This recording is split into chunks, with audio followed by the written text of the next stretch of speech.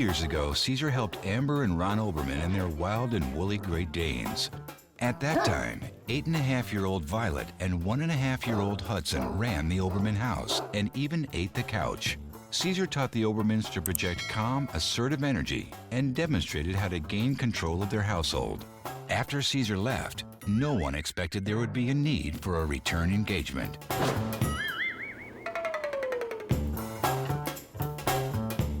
First couple of months afterwards, we really got the hang of it. There was some balance in the house again, which we hadn't had for a long time because of Hudson. He was just insane. Then we lost Violet.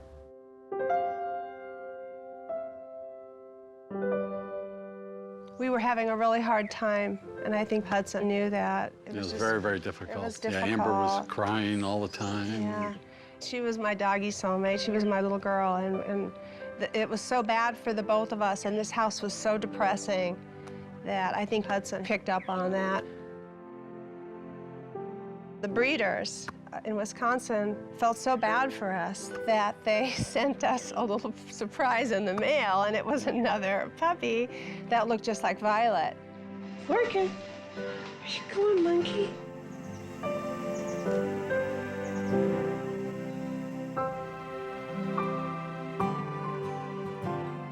When Orchid came into the picture, for some reason, things changed. I can't believe how many times I've told her, do not go on the counter. This is what happens. That's Ron's breakfast right there. There's your breakfast, honey, on the floor. There was the last bagel. She steals. She'll run in and steal something and run away with it. And like my clothes, or if you leave any door open. Here she goes. Orchid! It's a nightmare. It's pretty crazy. I don't know how many times I've said no, no, no, no, no, no, no, and she still finds things and destroys them. She goes. Constantly. I've yelled, I've screamed. She rips him out by the root, and now she's gonna, Orchid, drop it! This is her second box of Kleenex today. Now here's what happens. She's gonna want everything he has, and he's gonna want everything she has. There it is, see? She just took his.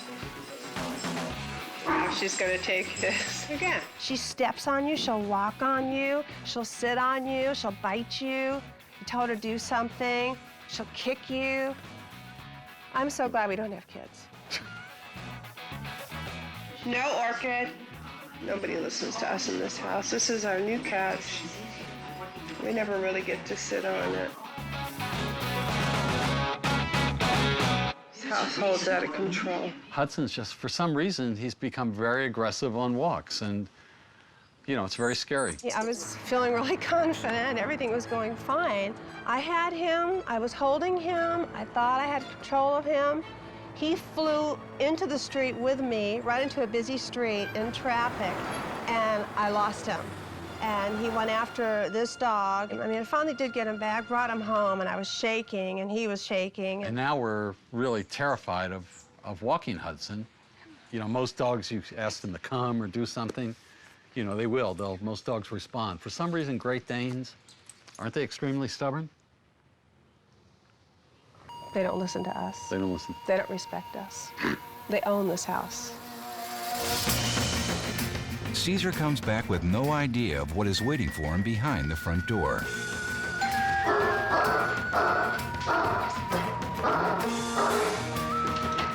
Hi, Cesar. Good to see you again.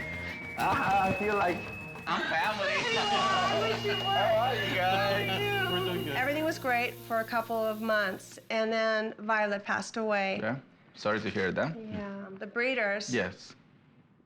couldn't take our sadness anymore, and they sent us a puppy. Oh, wow. Yeah, we got her about 2 months after. And you finished with the morning in 2 months? We're still not finished. So you were in a Yes. grieving moment when the puppy came in. Yes, in a grieving moment. So Which is the same thing happened the first time. I was hoping he wouldn't remember that, but yeah, that's true. So it's almost like deja vu, you know? It's the same thing all over again. I was sitting down in front of them, the same pain, the same sadness. Within a month, she became Hudson, and he became Violet. They reversed the cycle. Of course, little Orchid did exactly what Hudson did in the beginning, took advantage of the situation, took control of the situation, had no idea they were going through a grief moment. Share. Look at that. She won't let him drink. Orchid, no. She won't let him drink, eat, toys, nothing. She bites, she's snapping at him, snaps at me. She's... The same story all over. Unfortunately, they start focusing on the bad things. And that's when Orchid realized, okay, all these three guys, including the dog, I mean, 2 humans, 1 dog, they're in the same state of mind. Well, everybody's a follower. So, hey, I know I'm the youngest one, but we need a leader in this house. Drop it. You're familiar with me, and you're familiar with my beliefs. Right. What do you think you're doing right? Let's focus on what you think you're doing right. Right? All right. What are you doing wrong? Everything. It just happens so fast. And the reason really why, besides this insanity, is that we want to walk Hudson. Yeah. We can't, we're just afraid to walk him. It just seems like a dangerous thing these days. Yeah. Because I don't know, he's becomes so dog aggressive on walks, it's scary. If he goes after a dog, I just can't, I can't control him. Or He's a just, person, you know, or a bike. He's so powerful. And we got to the point where we decided we're in fear of our lives, really. In fear, I'm in fear of my life. He's in fear of his life out there. People have dogs off leash. Off leash, yeah. The same fear, you know, it's like they went right back to the hole, right back to the bottom, you know, which at once, I pretty much brought them from the bottom to the top. So in my experience, if I did it once, I do it again. Let me ask you, when he got away from your hands, and then he went and attacked the other dog, how bad was the attack? He didn't, there was no skin broken. Okay. So it's not attack? He went like a, no, maybe not. How, when he went after her and he was like cornering her and like dominating her. That's the word. Is that what it was? That's a big difference, dominance and aggression. Dominance is healthy, and it's easier to control. Aggression is bites, is blood. No. Okay. So if you say aggression, it really creates a more chaotic thing in your mind. Dominance is easier, because it's really not about a bite. It's just about confronting the dog that is in his territory. So how do we break him of that? That's a piece of cake. What's difficult is to break the fear, you know, because you can create... Our fear. Yes, yes. You can create unwanted behavior by feeling weak, by feeling fearful, by feeling stressed, by feeling tense. They react on your energy, right? So the fear gives you what you want, gives you fearful moments. Yeah. You saw the fear in me with my dog. Let's practice then. How do we do it? What do we do? Just go out there and look for kids and dogs. I have a dog outside. You do? They said, oh no, we can't open the door. We can't open the door. But they might run out the door because they run out. It was so real for them that they can't open the doors, you know. So, and to me, I was laughing a little bit because we have not even opening the door. We have not even moved to the door. That you already seeing that you can't open the door, you know. So that they're already empowering this door activity, but they're not even at the door. It's not going to happen. Well, how can you? Okay, so that could happen. But how can you block them from that behavior to become real?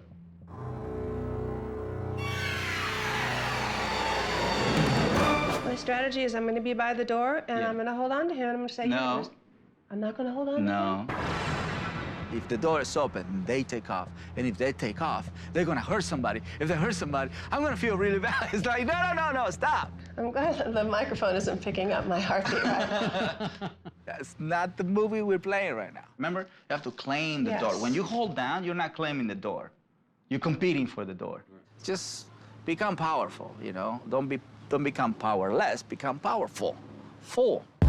Cesar asks a production assistant to bring a yellow lab named Gavin to the front door. This should be piece of cake. Piece of cake. All right, so... Already. Huh? My husband's hiding. He's hiding? Don't hide. What happened? I'm not hiding. Come on, baby. All right, so you're in the kitchen. Okay, stay. Stay. Stay. Stay. Stay. Stay. Stay. Stay. Stay. Stay. Stay. Stay. Stay. Orchid. Collar. Stay. Everybody Stay. stay. Let's go. Watch this. That was better. Stay. Everybody stay. Hold on. Stay. Let's do it again. Now. Do you want us to hold them back? No, I don't want you to hold it it back. What I want you to pay attention is how you did it. Stay, stay, stay, stay, stay. Stay. Stay. Stay. Stay. Stay. Stay. Hysterical. Just calm and assertive. Yeah, you want to create a calm Yeah. scenario, Yeah. but you created an excited scenario, That's and then you true. became unsure. Right. So excited, unsure. That's what you're saying. I'm excited and I'm unsure. So stay means I am excited and unsure. See, they don't know how to spell it. Right. They don't know what you said. They know how you felt. So the sound of the word equals the energy you're projecting at that moment. We make sure they understand the concept again of the door, opening the door, control with energy, claiming the door, the whole concept that we did earlier. You stay right here. You stay right here. You stay right here. No, no, Stay. shh, you stay right here. Relax, relax. Oh. Don't say anything. Oh, not until they open the door. The dogs got it. We practice it very nicely. Stay. Stay. Everybody stay. One of my new members in the pack, we're rehabilitating, named Gavin, a Labrador, wonderful energy, came in, take the leash off, make himself at home like that, no problem. You guys are no problem. No tension, don't feel bad about you guys. Normal dogs are curious about environment. So a normal dog is supposed to come in and know the environment so he knows where he is. So that was right there. That was a clue, you know, that the owners needed to see, but they focused, oh my God, I couldn't believe our dogs are not trying to kill this dog. You know, I told you, you don't have aggressive case.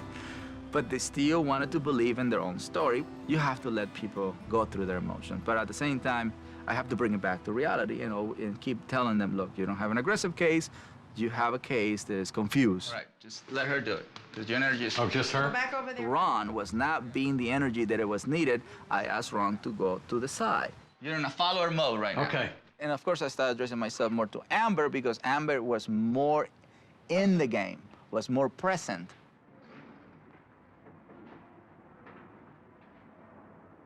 Now relax. You gotta relax. Orchid only had 3 walks on her whole entire life living with them. That's something that makes me sad, that a dog doesn't get his normal walk, you know? All because the human feel powerless. And powerless from his own fear, nothing else. The dogs were not making them, you know, weak. They were making themselves weak by their way of thinking. That is tension. That is tension. Okay. Look, see how you hold him? Yeah. Look, hold the dog, boom. That's tension. Don't go anywhere until you're relaxed.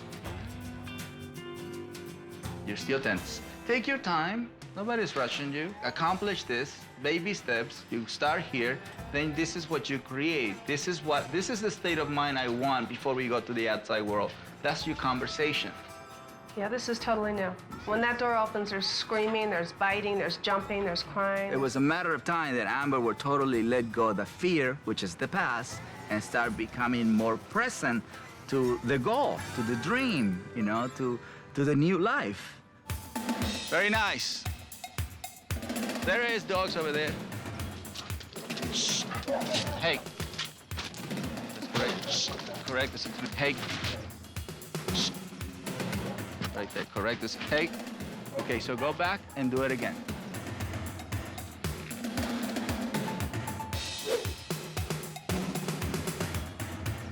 Right there. Correction. There we go. There we go. Stop. Do it again. We're gonna finish this when he doesn't react to it.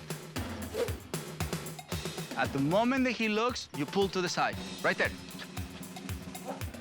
Again. There we go. But without tension. Let's do it again. Nice and relax. There you go. Nice.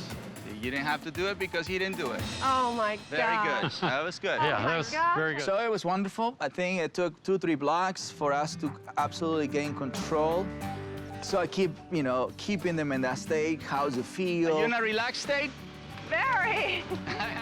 Any anything that will make you very happy, very excited, more positive, you know, because they were a little down. So I wanted it to be up. You know, I needed to make it a little bit more up. Is that Ventura? Oh, there's dogs on Ventura. Sometimes, yeah. You want to go to Ventura? Yes. Yeah, let's go to Ventura Boulevard, sure. So on Ventura Boulevard, it went fantastic. We passed by a lot of obstacles.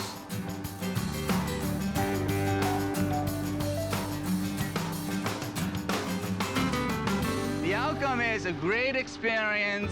As a dog that didn't really pay attention to anything, we are successful. That's right. It was just a wonderful experience. Because Ron was not yet in that state, I needed to make sure to keep the flow going that I focus myself on Amber. And Amber becomes his role model. Go ahead, ma'am. Boom.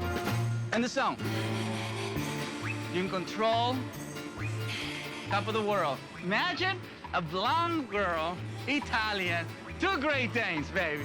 2 Great Danes on your hands. She had the 2 dogs, and I finally got to see how tall she is, you know, because when she was afraid and sad and making all the stories in her mind, she became very small, you know. She really shrank right in front of my eyes. But I really enjoyed to see her whole Italian blonde self walking with 2 Great Danes in Ventura Boulevard.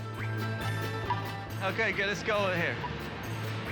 I hold one just in case, okay? But I think the ultimate challenge, we should go to a dog park. These guys are ready to avert. What? My dog's at the dog park. No way. Hudson has never been at the dog park. In 3 years, Hudson has never been at the dog park. But your dogs are ready, you know. Of course, they're not gonna know what to do with all these guys at the dog park. Don't be scared. We're not being scared. I won't be scared. They live 5 minutes away from one of my favorite dogs park here in LA. You don't bring excited minds or frustrated minds to the dog park. You bring minds that are already under control. See it? This is really good. This is very good. When I show them the park etiquette, when you arrive at the park, we already did the walk, we have calm, submissive dogs, we are respecting. This is good etiquette. Then you open the door, you make sure Chihuahuas, Great Danes, Rottweilers stay there before you invite them out. They can't invite them out. So that, and then you maintain that flow of good etiquette. Then you come to the fence, and then you observe how many dogs are at the fence and what's their state of mind. There you go. No tension? It's all yours. The pit is all yours. Thanks. See, that's control right there. Nice, smooth, off leash. Right there, bring him here. Bring him here. That's a big jump. Right there, bring him here. Nice. Don't rush. Don't let the environment control you. You are there to enhance the balance in the environment. That's the conversation. Your dogs. They have a little contained area. Right, so. So when we go in, we keep them on leash right now? You're gonna take the leash off in there. Then I ask him, take the leash off. Another, it's like, are you sure? Go ahead, open the door. Go ahead, ma'am. You first, you first. There you go. Come on, Orchid. No, just follow. Just keep going. There you go. This is walking without the leash. Go ahead, don't touch. Just introduce him to the park just by walking. Don't hesitate, don't look at the dog, just move. Right. There we go. We already did many things that could be good enough exercise to stop and go back home. But that was not my intention. Happy or what? He's so happy. Good boy, buddy, good boy. He is so happy. Introducing a dog park is going along the fence. You go, you introduce, you start scouting what energy matches your dog and what dogs make your dog tense, what dogs make your dog unsure. And then what you do is you just walk away from it without allowing them to mean anything. Stick with us. Yeah, don't worry about, see, it's about you not worrying about them. Yeah. It's really about that. It's about practicing the freedom that they know what to do. Otherwise, you're going to shelter them. Sure. And never allow them to experience what all the dogs can experience, you know, because you're so caught up into this bubble of tension or nervousness. Yeah. If I stay there, they become dependent on me. So it was a moment where I said, they can do it on themselves. So I said, go ahead, just go do boyfriend, girlfriend stuff. With your dogs around, you know? Just pretend you're in Italy. Go ahead. Hold hands and all that stuff, kiss, whatever. There you go. When I came to this case for the first time, Hudson was the dominant type. Now, Hudson went to a grieving moment, so he became just like the rest of the pack, meaning the humans. So he became like the same energy, and the new puppy became Hudson. So it's deja vu. Here he goes again, all by the human holding on to a certain pattern. So you just have to go to the grieving moment, let it go, and then you get the new puppy. Don't get the new puppy while you're in pain, emotionally in pain, because the new puppy will sense that as weakness. This is a good example. Come on, walk again. Live a normal life to the fullest.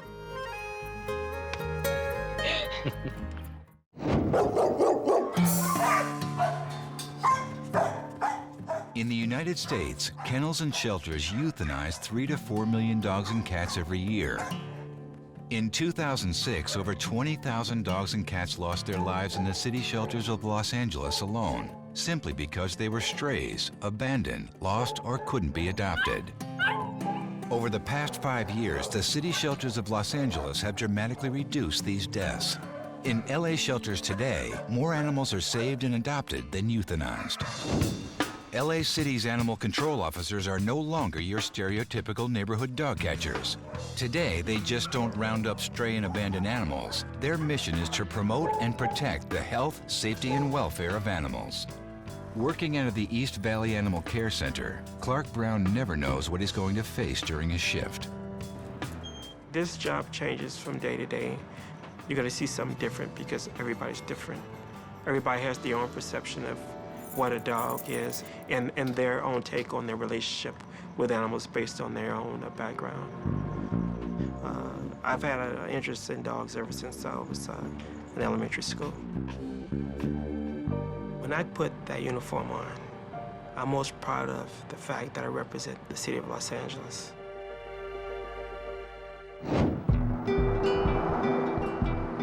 I am very excited today. We're gonna get to ride along with my friend Officer Clark Brown, and he's gonna give us an inside look of what an animal control officer does. So be a good follower and follow me. Hey man, I'm glad you came out to see us today. Okay, so today we're gonna do some dangerous animal investigations. How about Dangerous animal investigations? Dangerous animal investigations. I knew you'd like that. I like that stuff. Dangerous animal investigation. That means we're gonna deal with humans. Let's go.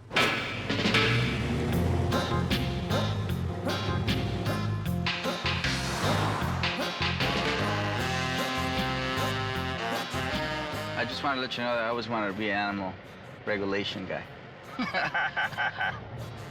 What drove you to become an animal control officer?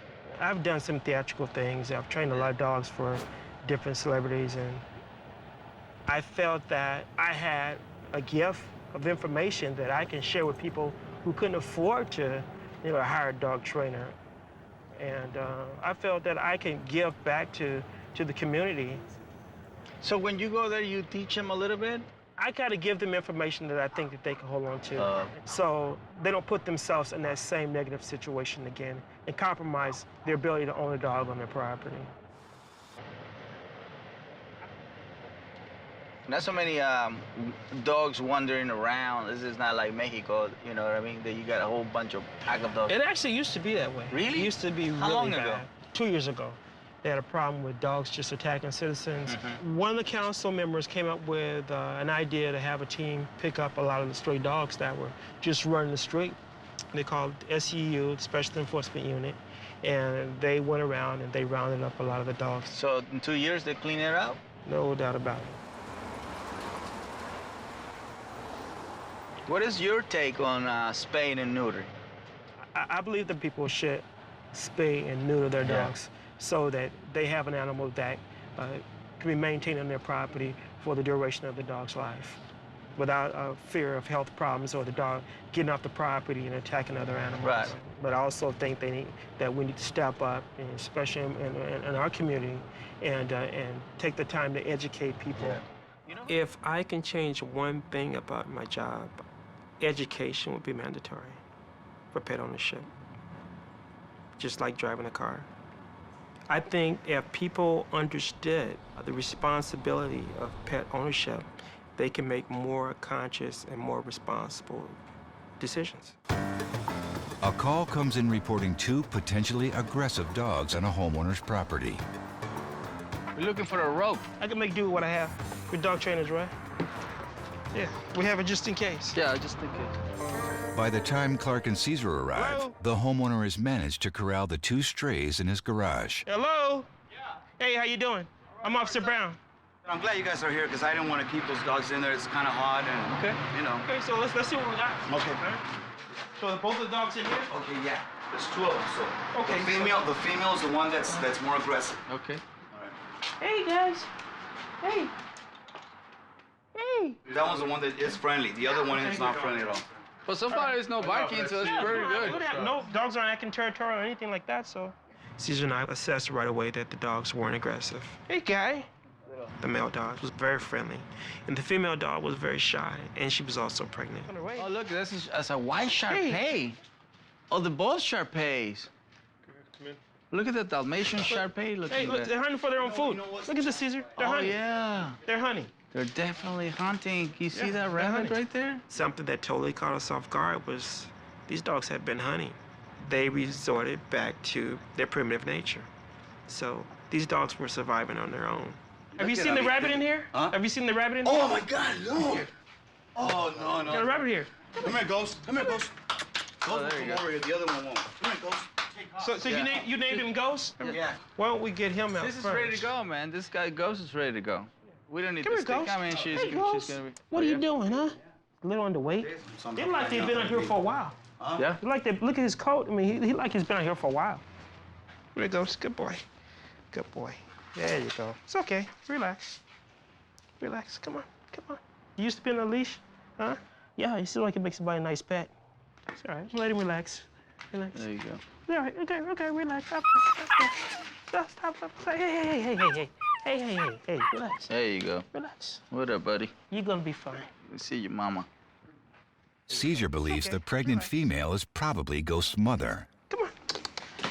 There you go. Oh, there you go. Oh, there you go. Okay. There you go. Nice move. Good boy, Ghost. Nice move. Hey, Ghost. We're gonna wait for her. We'll wait for her.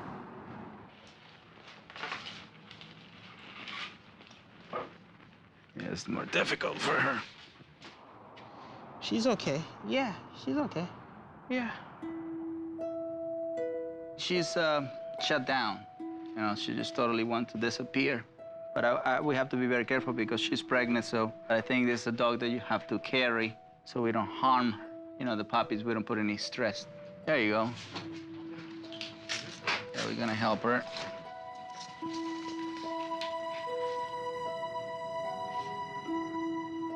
Just for us not to.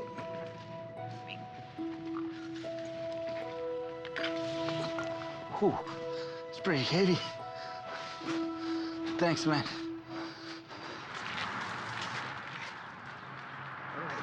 There you go. All right. There you go. All right. Guess we did it. All right. All right, thank you, Clark. That was Hey, it. no problem. Any dogs Clark collects will travel in air-cooled compartments until his shift ends later this evening.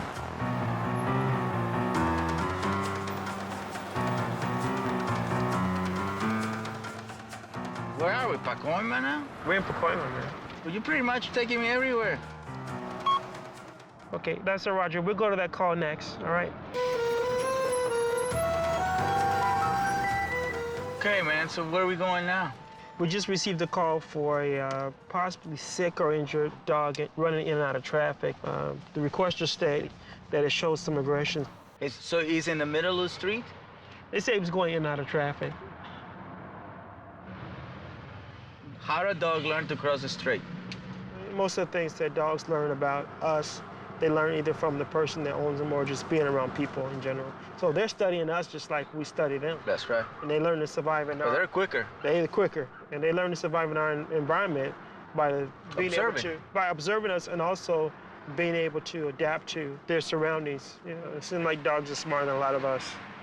Do you chase dogs around? Do you You want to hear something funny? LAPD got a call for a dog that had bitten someone's thumb off at a gas station.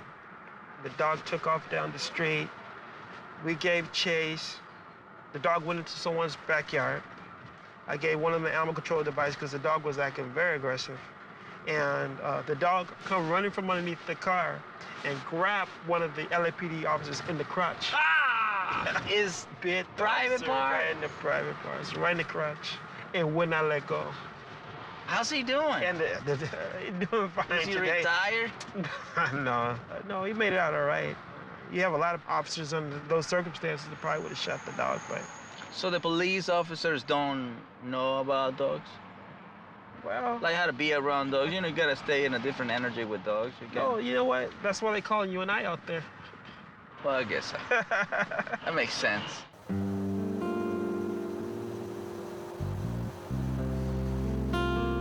The dog's gonna be in this area somewhere. Are we here? We're here. Maybe that may be them up there. Let's ask her if she has a dog. Hey, how you doing? You have the dog? Pardon me? You have a dog? No, the dog's right here. Okay. Not my dog. Okay. All right. Great. Thanks for waiting. We're gonna get it. No, he's in bad shape. Okay, we're gonna help you out here. Right? Oh, Wow, yeah. let's see what we got here.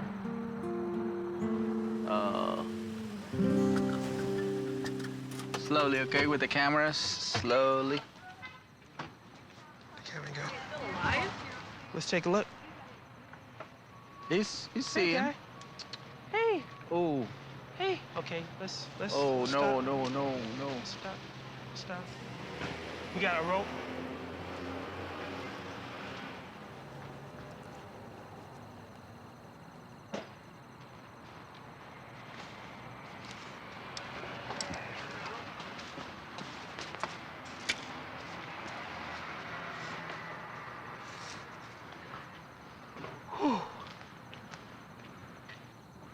He has some kind of cable.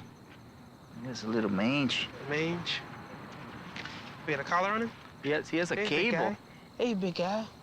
The cable may indicate this dog tried to escape an abusive situation. California is the first state in the nation to punish chaining a dog outside for more than 3 hours a day, with fines up to $1,000 and/or prison terms up to 6 months.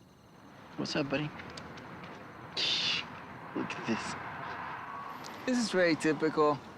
Unfortunately, they try to use something that is not for dogs. This can actually choke a dog because it can get embedded in their skin. Look, that's the truck that's gonna save your life. They have some nice doctor over there. Do we get a towel or something? We put a blanket on him. Yeah. Because he has mange, so that way I don't give it to another Yeah. dog.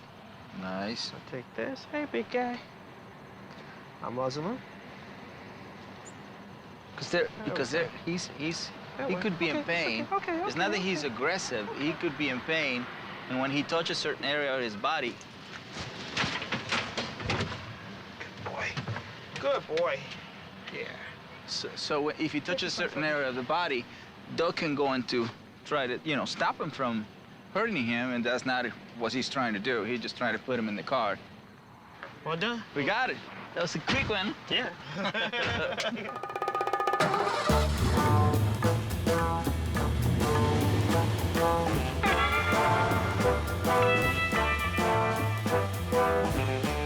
What happens after we bring the dogs into the shelter? Mange can stay in their body for a long time. He's gonna have to be isolated.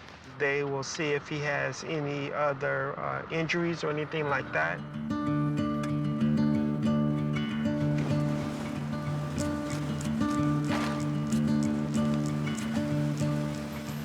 After 7 hours on the street, Cesar and Clark bring the 3 rescued strays back to the East Valley shelter. What's up, guys? He's happy. Hey, look at how beautiful.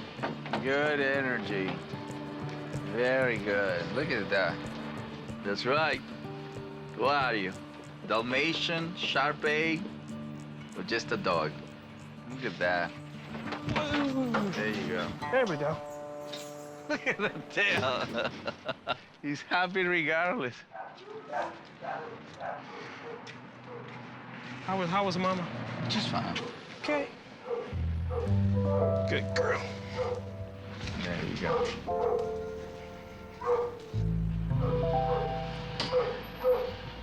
There you go. I've seen these faces many times.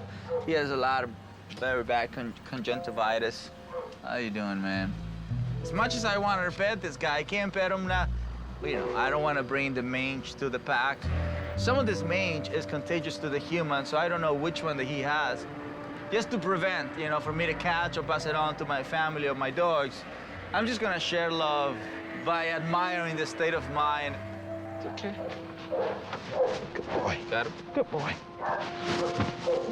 The dogs will be quarantined for 4 days while shelter vets nurse them back to health and hopefully into adoptable condition.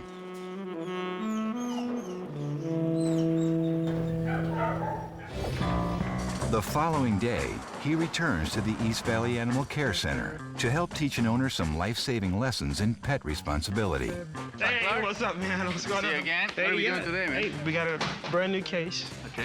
We got a dog owner whose dog got out today, killed the neighbor's cat. No. Yep.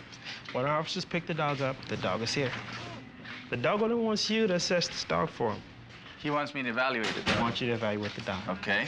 And pending him passing the property inspection, we're gonna release the dog back to him. Okay.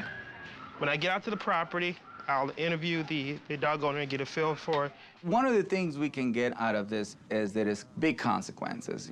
One of the consequences is they take a dog away from you. You can get fined from this, and you can ultimately go to jail and your dog get euthanized. So that's just the ultimate pay for being a neglecting dog owner or irresponsible dog owner. So here she is. This canine delinquent is a 5-year-old female Shepherd Rottie mix named Sweetie. Nice disposition. Yeah, it's like a nice dog. Yep. Not human aggressive or nervous about humans. Okay. Hi, sweetie. Hi, sweetie.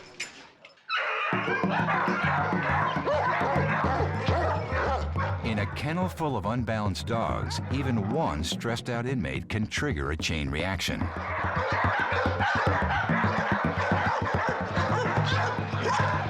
Great test right here.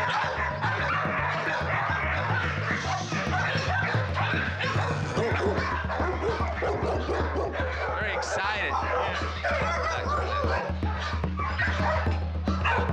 She needs the rollerblades. You know, even though we just went through this whole chaos, that's a big obstacle. That's something to evaluate. She didn't respond back with aggression. She's just excited. That, to me, is a good sign. See the tail on that Akita mix? The dog is under stress right now, a little unsure. Any unstable dog, any aggressive dog will respond immediately to that energy. And so she's not. As you see, she's staying submissive about it. No tension, no nervousness, ears back, tail slightly in the middle. That is anxiety, not sure what she's supposed to be doing. This is a good example of a dog that if you're trying to walk, that's not what she wants to do. She wants to go for a run. So we don't have an unstable dog right now. I mean, we don't know how she reacts around cats. Obviously, she just killed a cat, so that can create a different state of mind. But so far around humans and dogs, she's good. So that's a good sign. No need to put this dog down. I know she made a mistake, but it was the owner's fault. The evaluation complete, Clark and Cesar transport Sweetie back to her home to determine if her owner can safely and responsibly contain her. My job was to inspect the property to make sure that the dog can't escape. I had to feel that this owner was going to maintain the dogs on the property without anything else taking place. Air conditioners on? All done. Cool. Let's do it again.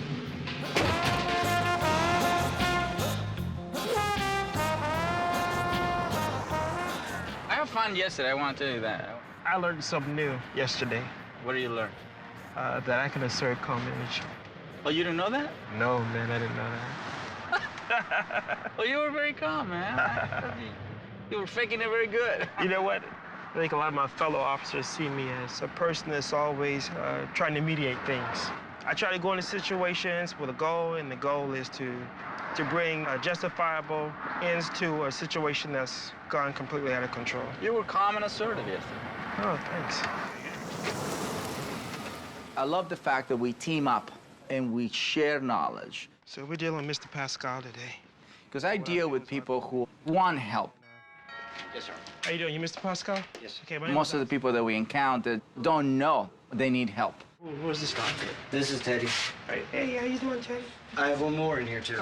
When Cesar and Clark arrive at the home of Sweetie's owner, John Pascal, they discover that all three of John's dogs have been able to escape out of his screen windows. So what do you know about the situation they came up this way? I have a problem with cats in the neighborhood. The dogs don't like the cats. They bust out my screens. Oh, okay. If I happen to leave the bedroom door open, they bust out the windows and the sides. How about today? The only thing I know is she got out and it attacked a neighbor's cat up the road. Okay. If you open up this window knowing that these dogs can escape and that they will escape, then the dogs are the problem. You're the problem. I'm learning about what is the consequence we pay if our dogs are not being fulfilled. This could be prevented. Escaping out of the house is one of the side effects the dog can have if they don't get enough exercise. This is a good example. This is frustration that destroys your house. Destroys, frustration, same thing. We could prevent this with exercise. If a dog is tired, they're not looking for anything. They're looking for a place to rest. I'm not denying that it was a bad mistake. You know, I'm willing to take whatever consequences come my way. Okay, so what are you gonna do? I need to get the situation corrected. I just told you, I'm gonna put the metal plates across the front, either the plates or the bars. So we got an one of angry the two. neighbor. This is where we're at. We got an angry neighbor. They expect us to bring the situation under control. Yes, sir. Immediately. It's gonna Because be. they've lost their cat. So, why should they give you back your dog today? I'm accepting responsibility for the dog's actions. I mean, you know, but I've also asked the neighbors too, please keep your cats up there. Cats are not the problem, bro. I'll be honest with you. Well, I mean, I can contain my dog. My dog makes a step go through the glass. It was a mistake. It was an accident So today. you can't contain your dog, though? Yes, sir, I can. Okay. So when your dogs are in here, you're gonna keep the I'll windows make sure all my windows are shut. shut. You know, they've got a great backyard. The dogs have never hopped the gate before? No, sir. These dogs are spoiled, man. I feed them healthy, nutritious food. They get treats all the time. They sleep in my bed. All right, so this is what I'm gonna do. I'm gonna release your dog to you today. While John professes love for his dogs, if Sweetie were to escape again and hurt someone, John could be fined and Sweetie declared a potentially dangerous dog. A third attack would label Sweetie a vicious dog, and not only could she be euthanized, John could have his other dogs removed from his home and could be prohibited from owning another dog for 3 years. This is a whole bad scenario. I mean, these dogs are basically breaking out of the house. I mean, this house is supposed to be a safe zone. That's the worst case scenario. Maybe there's some things you can share with him to help him understand his responsibilities to exercise these animals. How's the walks? We take them to the dog park every week. Every week, once Yes, a week. sir. And No, they're the very kids, good. I got a big backyard. Yeah. They have free reign. But Sweetie, she's been my pride and joy. That's my baby. Yeah. You know, and it hurts. You know, she did something I didn't think she would do. Right. She's never been aggressive like that before. But she's an excited type. And that's what I ask you, how often the walks are, because the walks can lead a dog into be more calm. When you say I treat them like I treat my kids, the kids have to go out every day to burn some energy. So a dog is the same. I know a lot of people say, well, the backyard is good enough, but it's really not structured. It's just go back. What you're providing right now is more an excited activity, a lot of love, but not a structured activity. If you have a rollerblades or a skateboard, just for her to just let it all out. And then you can bring it back and you will have the less destructive behavior. So the structured activity will save you from all this. Cesar shows John some ways to help drain Sweetie's frustrated energy. I'm gone.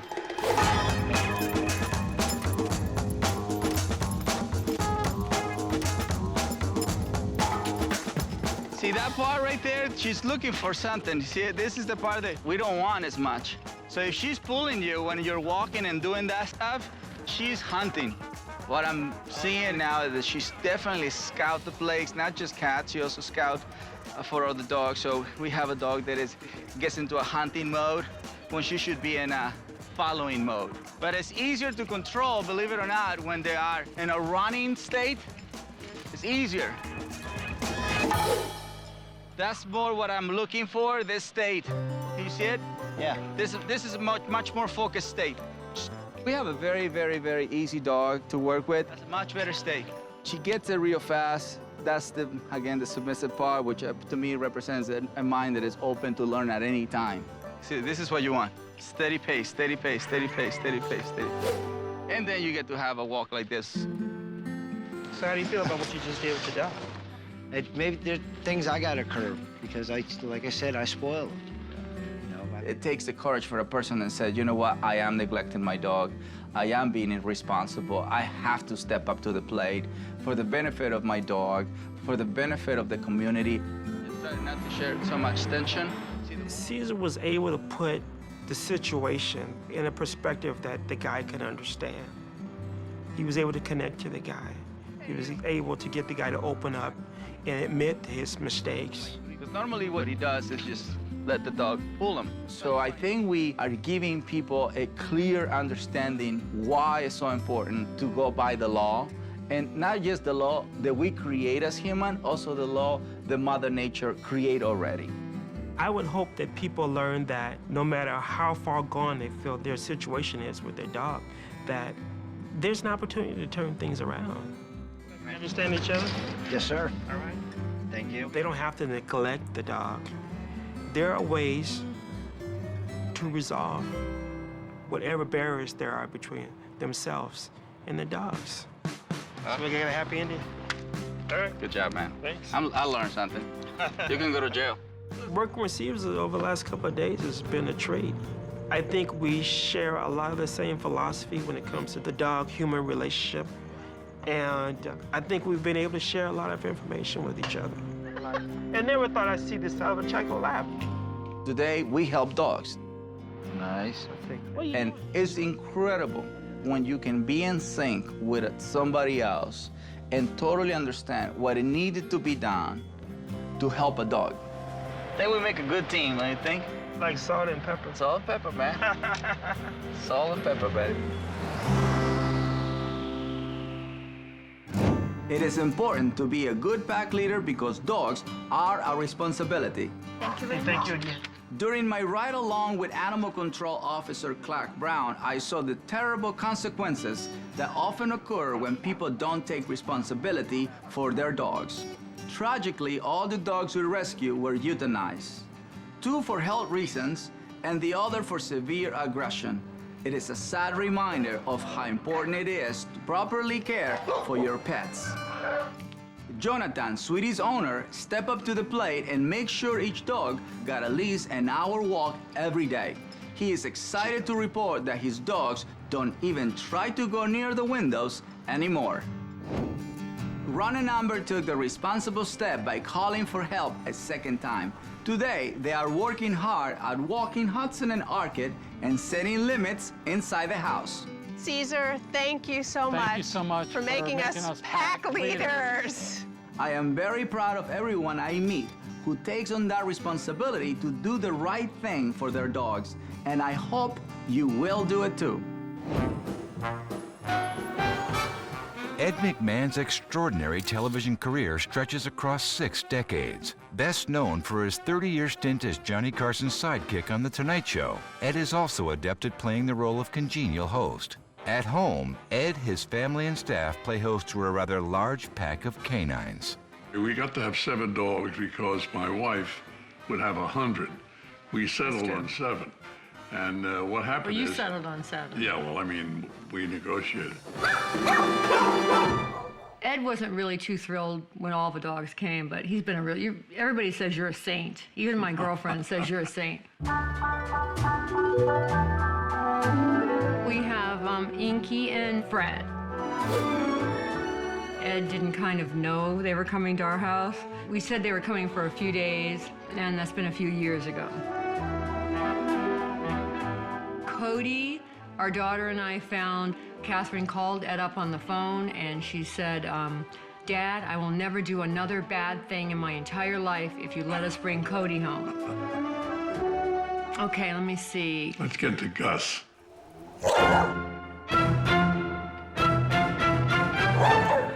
Okay, Gus. Gus. You want to describe Gus? Gus is indescribable. I don't know what it is. He just has a temperament where he's fine with certain people. Like he's fine with us, no problem. But certain people he just wants to attack. I've been with the McMahons just for over a year, and the first time Gus attacked me, I walked into the kitchen. The minute I turned my back, he attacked me. I've been with the McMahons for about 6 months. When I first came, it was just like, okay, I love dogs, so I didn't mind.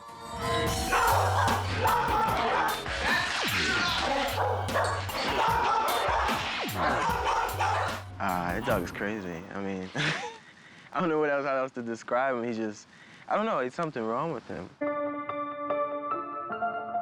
Gus wasn't always this way.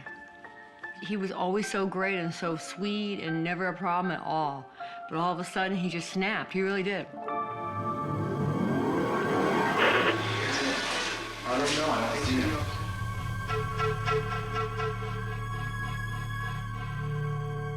Where is he? Oh, here he comes. Here he comes.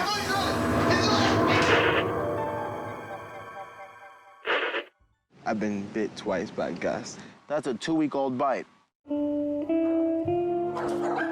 mean, I couldn't believe it. Somebody said, you know, Gus bit somebody. I'm like, what? And all of a sudden, he just started biting people.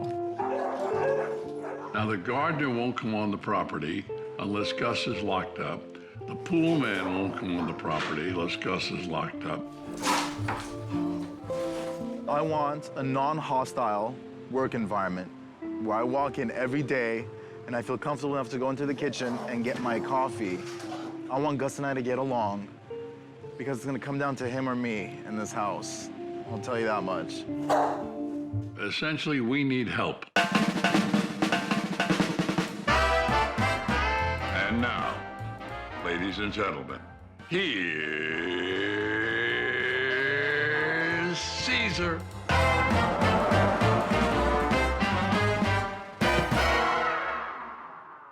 How can I help you all? Well, we have a dog that goes after these two gentlemen right here. Mm-hmm. We don't know why. Tell me about, you know, how you fulfill your dogs besides the affection. That you wake up in the morning and the pack does what? Well, we wake up in the morning, we open the kitchen door, and we let them all out. Then maybe I'll, like, walk them. Not All of them? No, not all of them. All right, so that's one of the goals. You should all walk. Sure. I think we should all walk at lunch. That's how they're actually gonna make friendship with the guy who's attacking them. If we take them out for a walk? That's the quickest way to become the dog's best friend. No kidding. Add to my responsibilities then, I guess. Oh, it's not a job, it's actually better. You know what I mean? Right. Spend 1 hour with a pack of dogs and getting paid, even better. Okay. All right. That's what I do for a living. Sounds like a plan. Do you guys have a treadmill here? We do actually. Well, then you can supply that. I can show you many other ways. You don't have to always walk the dog. Well, let me ask you this, though. Like, the thing that's always kind of baffled me is he sees us here every day. But he knows you're scared. What is your feelings before you come in here? I just want to avoid him because I don't want to deal with him early in the morning. But the avoiding comes from where? I just don't want to deal with it. I don't want to get bit. Okay. I don't want to deal with him. So, did you get the way you got right now? Did I get what I... You got a little frustrated, a little angry. It's just annoying. I know. That's what I want you to get in contact with. Okay. You know, because that's what he's getting. He doesn't know the whole thing that you just created right now. Right. He just know how you feel about him. I'll be honest with you. I'm not a dog person. I have no patience. Like, I would never keep a pet in my house. Like, it's just my personal There thing. you Like, go. That's the whole I have point. compassion for animals, but it's like, it's too much of an effort for me to have to deal with a hostile dog and try to befriend it and this, that, like... But I'll do it, obviously, because I want to have a friendly work environment. Yeah. You know what I mean? Where I can walk into the kitchen and walk in the morning and not get attacked. So. Yeah, but you can't fake it. Okay. You even like animals or you don't, right? I like dogs, but for some reason, this is the only dog that I've ever been around that actually attacks me. And even still, after this dog, when I go towards other dogs, now I'm kind of hesitant. Because that's how you actually make them go after you in a negative way. If you learn to ignore and not to make it mean anything, that's perfect. I kind of feel like I'm at that state now, though. It's like I'm just indifferent. Indifferent is good because it makes you go into an avoidance state. But indifference with a little bit of anger, a little bit of frustration, or a little bit of dislike, that is the bad combination. I'm sorry, like, you know, of course I'm gonna be a little frustrated with a dog that's attacking me. Who enjoys, like, walking into a room and like at 8 o'clock in the morning? I do. Okay. The stronger the case, the more I learn. More wise I become, more calm I become, more patient I become, more creative I become. Mm-hmm. Because it's challenge. You feel good? I feel good. Let's do it. Let's go. First, Cesar asks Hyde to accompany him to Gus's primary attack zone, the kitchen. Yeah. And usually I can open the door about this much.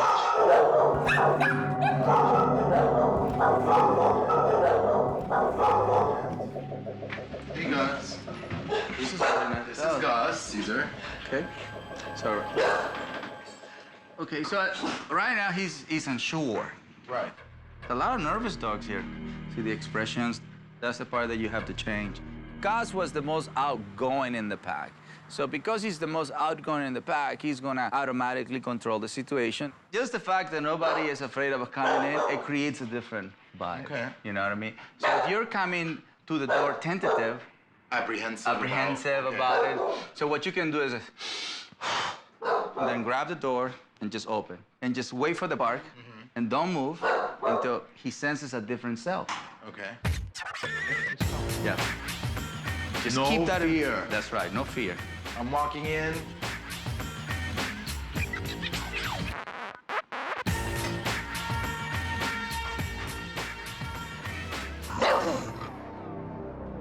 You hesitated right there.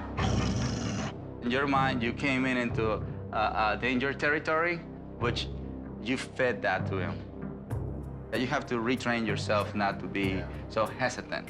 And that's one of the things that a lot of people say, well, you know, this dog is unpredictable, but check yourself.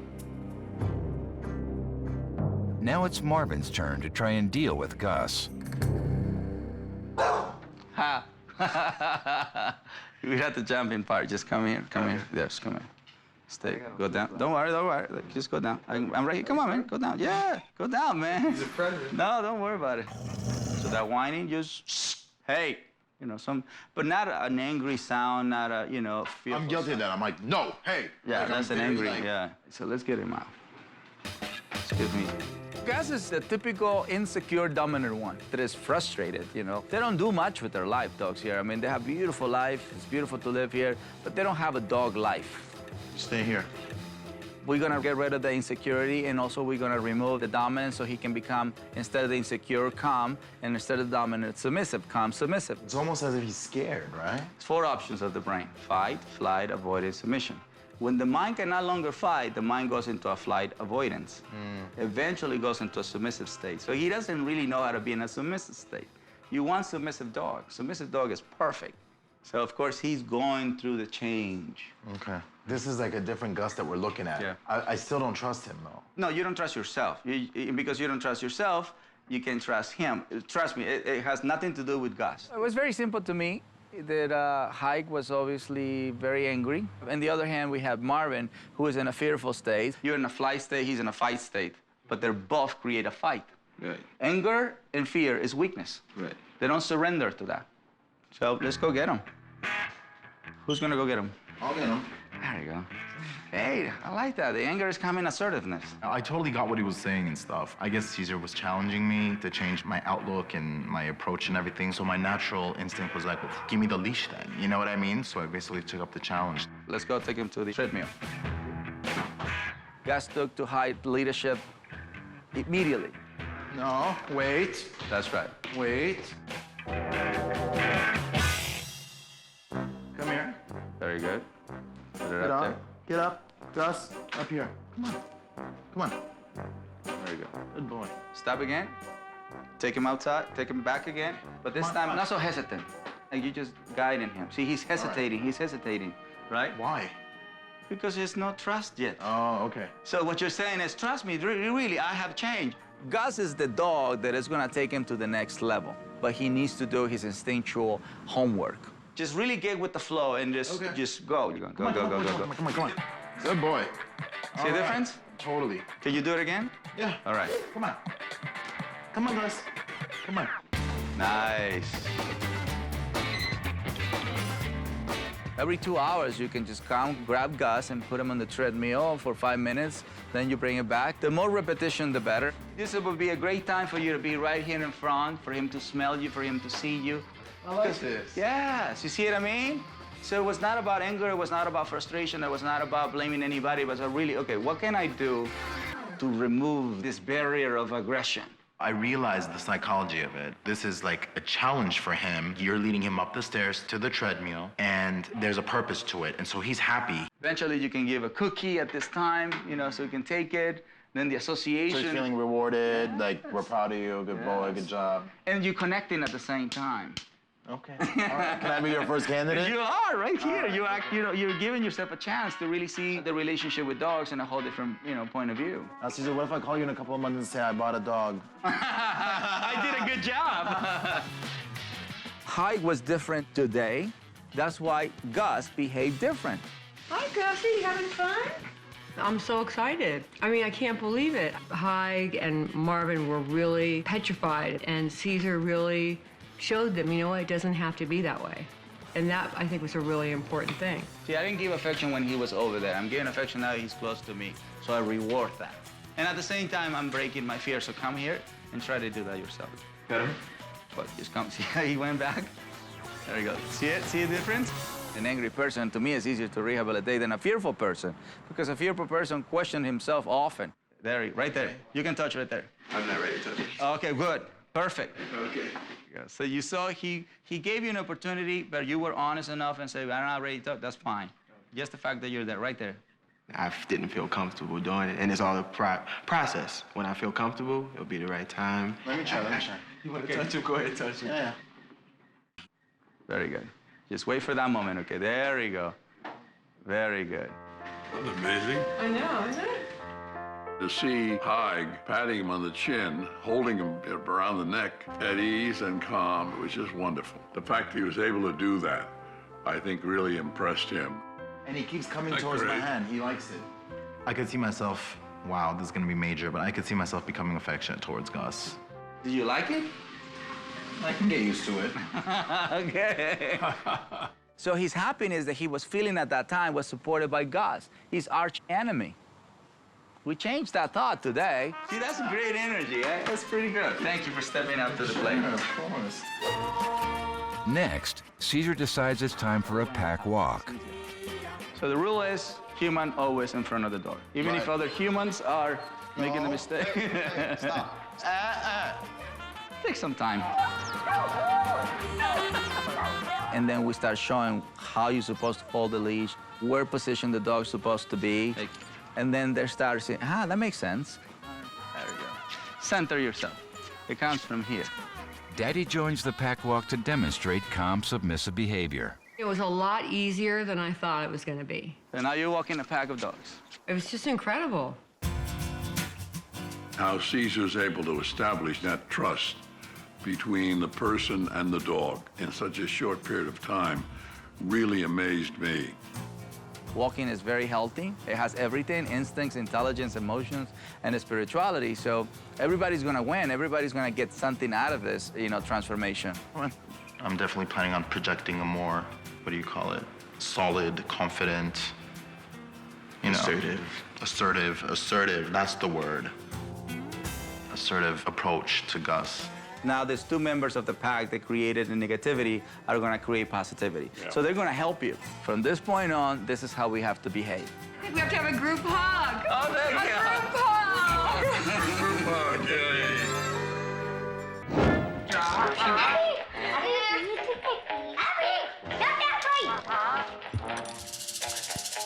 Sit.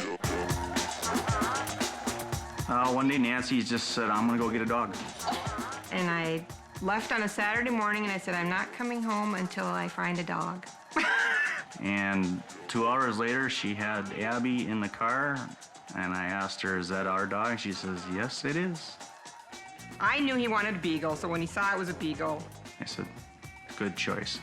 She was so darn cute, how could you not like her? I have 2 boys. Can I have it? 3 boys, including my husband, and I don't have any girls, so she's my girl. I love to walk for exercise, and it gets me out of the house. So when I got Abby, I'm like, oh my gosh, I got a dog that'll walk, and I can handle her. She loves it. I love it. So I thought, it's perfect. She's a perfect dog.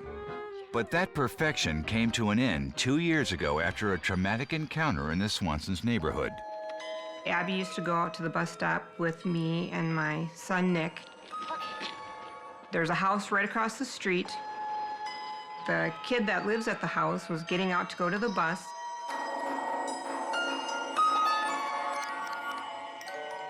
And all of a sudden, his dog bolted right between the door and the kid and latched his mouth right around Abby's neck. And she's squealing, and I'm like, what is going on? The owner's son got the dog finally off of Abby. Oh, that's a good. But Abby was so shook up. So I just held her until she finally calmed down. I'm not sure how much time lapsed. I did get Abby on the leash, and we were going for a walk. Come on. And this dog was out in the front on a tie-out. And the dog went crazy because he saw Abby. And the dog pulled so hard it pulled right off the tie-out and went right for Abby again. But that time, she jumped in my arms before he got his mouth around her again. And that was the last time that she would walk. Come on. After Abby was attacked, she was very timid. She wouldn't go past the driveway. Come on, good girl. Her front feet just go down, and she just tenses up and acts like I'm frozen and I'm not moving. And she'll pull so much that just the way she wiggles, she'll get that collar off of her. No, Abby. And bolt all the way home.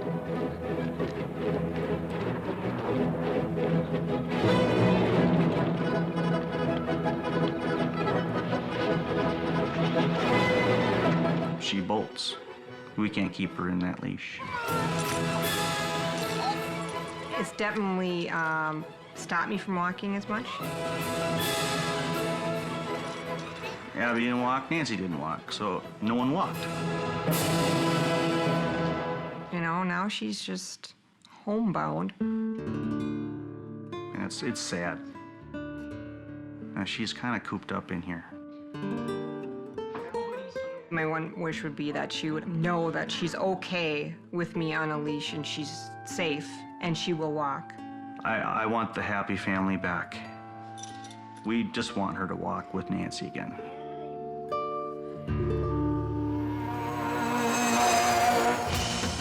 Dog behavior expert Cesar Millan travels to the land of 10,000 lakes to see if he can broaden some horizons for the Swansons' homebound hound. Sometimes he would have her leash on the bike. She'd run along the bike. She kept up too for a while. Yeah. But she's put on the pounds since she stopped walking, and you can tell, she gets winded. Right. So no more bike rides either? No. How do you try to encourage her to keep moving? I have tried treats, her favorite treat in my pocket. But once she hits the brakes, treats doesn't matter. She'll take the treat and pull. So have you ever tried to use a different tool that doesn't allow the dog to come off? I did try pinch collar. Okay. And yeah, she'd pull and it'd pinch and she'd squeal. Yeah. But she still managed to get out of that. So that's a big collar. Seeing that collar on her, I didn't want her to pull too hard. Do you feel that you can hurt her? Yeah, I do. Yes. Yeah. Pain is not always physical. And a lot of times people do not realize that psychologically they're hurting the animals, emotionally they're hurting the animals. Feeling sorry by somebody is painful. Feeling unsure about somebody is painful. We don't realize that that's hurting a dog. I know she's afraid. And so maybe that's why then I kind of like give up, because I'm like, oh, she's terrified. But if you let them be fearful, it's not healthy to them either, because you will carry on with this fear the rest of your life if nobody forces you to experience otherwise. I'm really mushy with dogs. I love loving up dogs. Come on, girl. And so I'm not the best with discipline. So it's nothing to do that she's a girl. Well, she's my girl. That's like a plus type of thing. You're a dog lover, plus she's a girl. You're right. You're right. Abby is not just a female beagle. Abby is her daughter. So she doesn't see a beagle being attacked. She's seeing her daughter being attacked. It's only humans who want to make other animals our own People. kind, Right. for our own benefit. I treat like a dog, not a kid. Yeah. They shouldn't dress up dogs. Only on your birthday. Not their birthday. But, you know. I don't put dresses on her or anything. Bandanas are as far as I go. She's got every color. Every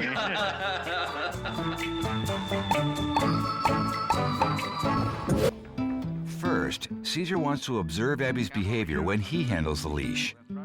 Abby had a great start coming out of the house, you know, eager to go somewhere. And so I was gonna make sure she stayed in that state. I said, no, I hold her. It automatically helps the dog to feel that he's now being led by a different energy. There we go. This is a nice walk right there, see? Tail up, head up, this is good. Next, Cesar brings two balanced dogs, Daddy and Coco, to see how Abby handles walking with a pack. I use dogs to help her to go over that psychological threshold. You grab my dogs? Me? Yeah, of course you. Hi, doggies.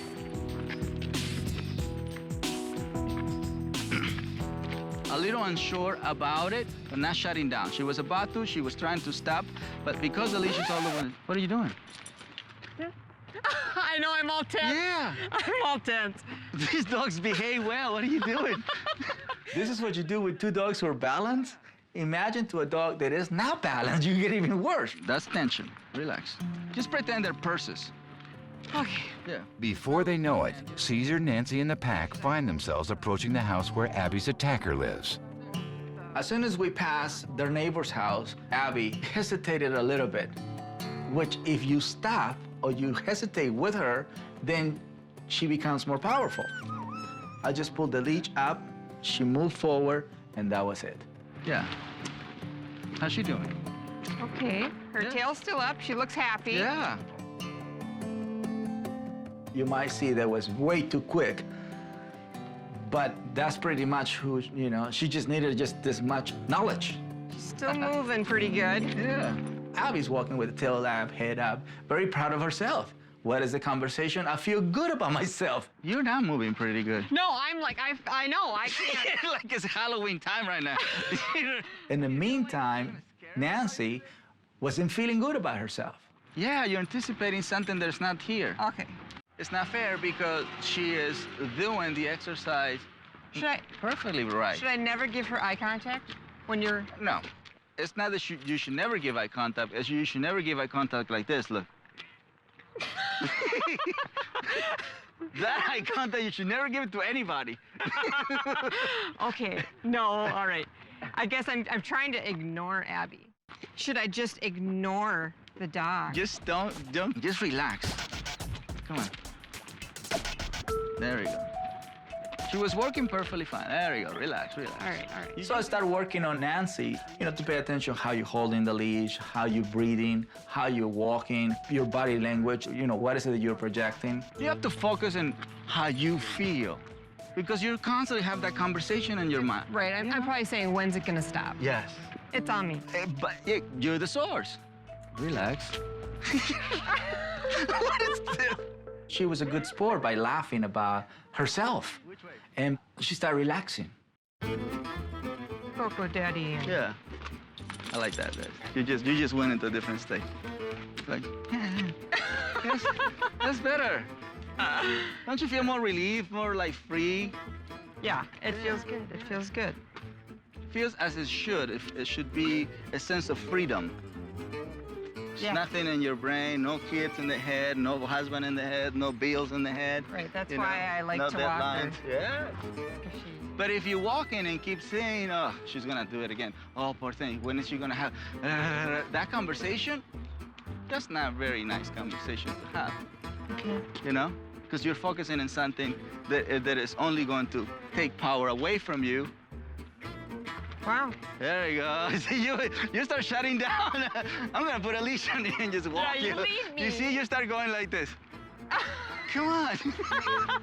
Just the fact that she's not feeling fear, that's a big deal. Right. And we created that. You can tell she's happy. Yes, but look at the tail. Right. She's proud of herself, but you're not proud of yourself yet. So why do they sell leashes on, like, I mean, they should just sell this one. They'll sell leashes because people buy it. Well, It's not the leash, it's the energy behind the leash. That's what I want you to learn. That you can walk a pit bull and chihuahua and a beagle with $1. We're transforming your energy. That's the most important tool. And you can't buy it. You can't buy energy. You have to create it. Yeah, okay. Now it's time for the ultimate challenge. Walking Abby past the fearsome Samoyed himself. We don't just walk by the house, we walk by the dog who attacked Abby. So that cute dog did that? Yeah. I protect you. You protect me. Yes, ma'am. Go. What are you thinking? We're walking Yes. and it's going great and Yes. it's easy. Yes. That's what I'm thinking. Yes. And she's doing it. Perfect. She's even looking that way. Really? Yeah. Shh. No, don't let her. Yeah. She can't also begin a fight either. Pull up. Right. That's correction. Okay. Abby at this moment was instigating the attack by keep looking at the dog who attacked her and growling at the dog. At that moment, that dog was in a calm, submissive state. Yes. So Nancy has to also learn not just to block fear, she has to learn to block dominance or aggression. Because that eye contact turning back like that, it's like, come here, come here. Yeah. That's correct. And relax. There we go. Now she got to do it on her own. You got to do it on her own. You can do it. Relax. There we go. Good job, Ed. That's right. Correction. There we go. Nicely. Very nice. Correction again. There we go. And relax. I think the best thing I learned today was that the dog is picking up on how I am holding myself and how I'm feeling. To see her tail up, you know, you know she's happy. And she was just, she was showing her happy self walking, which she hasn't done. Abby's doing good. She's doing really good. Piece of cake. You know, it was very simple to help Abby to snap out of it from the state of mind that they had for many years. That is incredible. I thought he was drugging the dogs in the back room. Calming him down. Calming him down a little bit so he can do his work. Today was a good example of how we create peace and how can we give a chance to these two dogs to see each other from a different point of view. But it requires humans who are in a positive state, willing to do what is best for the environment. Good job. The calm, relaxing time that I get with Abby can be back. And, you know, it's nice having a walking partner. So I guess my job is done. I have fun. You're funny. And you can keep the 35-cent leash. Oh! Is that a good gift or what? Wow. Awesome.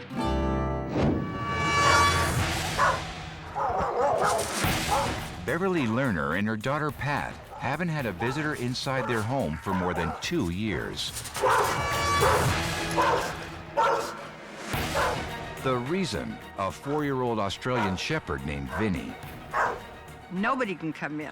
Your photographer, the first time he came in to film him was the first time I had someone in the house in 2.5 years. Beverly? Yes, hi. Yes, hi. My daughter, Patricia. He gets very aggressive. He charges out the door.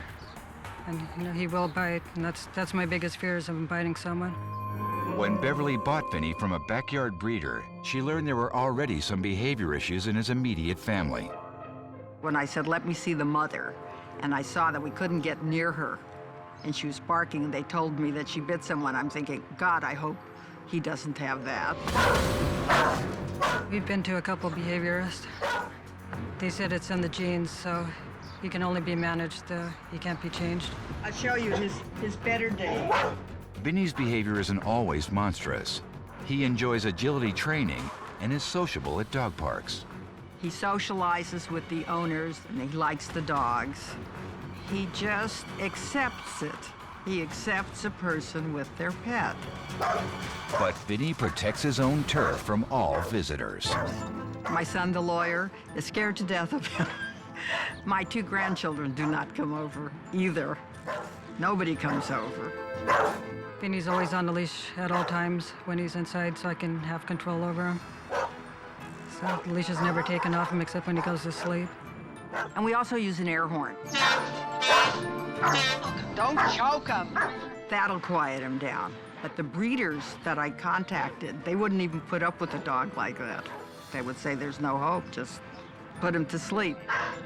Any dog's worth it. They would kill him if I gave him to someone else. They've already done it to his siblings, brought him to the pound. I don't expect him to love people. It's not going to happen. I would just hope that we could calm him down in the house and at the door.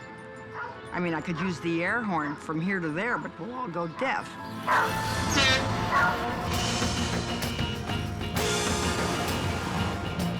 When Cesar arrives for the initial consultation, Vinny stays inside the house while Cesar meets with Beverly and Pat in the garage. So, how can I help you? Okay, you can hear him. Our dog is very aggressive, human aggressive. Yes. Likes dogs, loves dogs. Okay, good. And was human aggressive like from 7 weeks. Ooh. And so then we put him in the 8-week puppy class. Okay. And we did that. And that means he goes by himself or you go with him? Well, she handles it. Okay. And so how did it go, Patricia, in those 8 weeks? He was very fearful at first, but he gained confidence as he went through it. What about you? Were you fearful? No, I'm not fearful of him. Not of him being in that environment or... Oh, I'm afraid he would have bit somebody. Right. So that's what I mean. There is the champion of tight leash. Okay. It's a bad habit. I did it with all my dogs. Yeah, it's a bad habit, all right, especially with him, because I can see where he wants to be a little more friendly with some of the dogs, and there's that tight leash, because maybe he's gonna go after somebody. Mm-hmm. So have you ever tried to teach her how to do it in a different way? She knows how. I know how, I just don't. She just doesn't. She knows how. Very important to know. See, so the dog grows and the handler doesn't. So that the association of a human with a dog is good. But if a human doesn't have a dog, it's not good. That's correct. That's it. That's right. That means he has it in him, right? That means he has that ability to be normal. Because in your mind, when that person has a dog, you relax. Right. You understand? And in your mind, when that person doesn't have a dog, you become fearful. So that's what we're really going to focus today, because we don't have an aggressive dog. He does behave aggressive, but aggressive dog to me is the one who acts that way everywhere. Right. But do you think that based on a lot of it being genetic from the very beginning, from the very beginning, these traits were there and will be there? Yes, you did get a puppy who was unstable. All right. But because you were not able to create the stability, he never snapped out of it. The only medication he needs is a calm, assertive human. No, it makes sense. I don't disagree with it. I just have to see it. So you want to do this with the leash or without the leash, or you want to learn to do I'm going to both? have him on the leash. I will not take him off the leash. You're not ready to... But if I say take it off the leash, you take it off the leash. Someone might get bit. Yeah, but if I say you take it off the leash, you take it off the leash. I would have to if you said so. That's right. That's right. Just Yes, believe that's in the me just like you believe in fear, all right? We've been here for 30 minutes and you still have the same position. Well, I have to see it to believe it. Well, No, same you're still- position. yeah. I know. Yeah. I get nervous at interviews. Yeah. What can I say? Relax. Come on. This is an exercise. I know. Yeah. Come on. No. Yeah, come on. I like to sit this way. Come on. I know that's what you do, but I'm know. the pack leader today, so Yeah. that's what I say. Right? So just relax it. There you go. There you go. Yeah, you give yourself permission to not be so tense. Yeah. Otherwise, you're already setting yourself to share this with them. All right, so stop the talk and let's do the walk. I want to go and meet him without your presence. Okay? He'll run out the door, though. The door's He'll open. run out the door. I take care of that. I don't know. You don't mind being bit? I don't mind being bit. How about you guys come in and then I go out and leave you alone with him? I don't understand. He's gonna go in without us. At the end, we have to be together. Yes. Okay. Feeling good? Not really, but go ahead. What are you hearing? Are you hearing aggression? Are you hearing fear? What I'm hearing is an insecure dog. That's what I'm hearing. See, it's not too powerful of a bark, but that's more alert. Well, this dog is meeting a human in his territory for the first time in his life, besides the owners, of course. Okay, so follow me. Since herding dogs nip at the limbs of their charges, Cesar brings along a tennis racket to block any potential attacks from Vinny.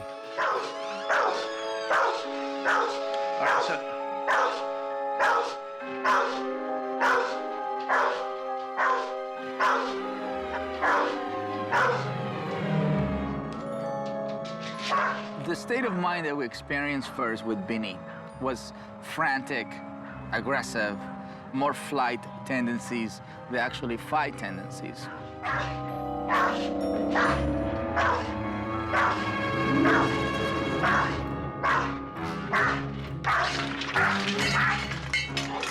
My goal was just to drain some of that energy that he had, let him go around in circles, and eventually get close to him so he can really meet me. Because as far as he's concerned, no man is good. And, you know, nobody ever gave him a chance, including family members.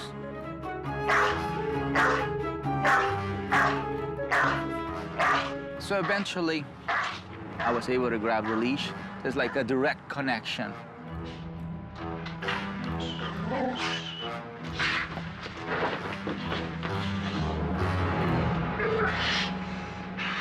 I was being an Aussie to him, you know. The sheep were not supposed to pass and the sheep's supposed to stay on one side. It was just a matter of time for him to realize that he's not going to pass my challenge. During the next 10 minutes, Cesar re-enters the house again and again.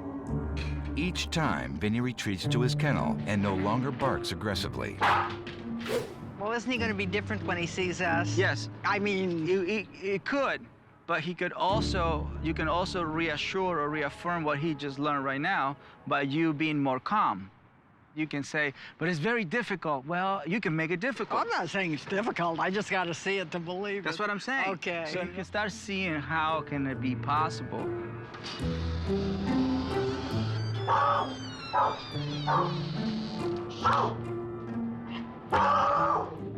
Sit down and we're gonna have a conversation here. Is that okay with you? Get that stuff off there. So this will be a visit, you know. Shh. I'm your brother today. That's pretty good. Right? He wanted to come to us, and I say, no, you stay back. I created a boundary. That makes my guests calm, because they see I have control over my dog. So the leash is not always physical. This is a mental leash. Okay, so I see that, but how about when she's walking him in the park and he's lunging? It's not the park, it's not the people, it's how you're holding the leash.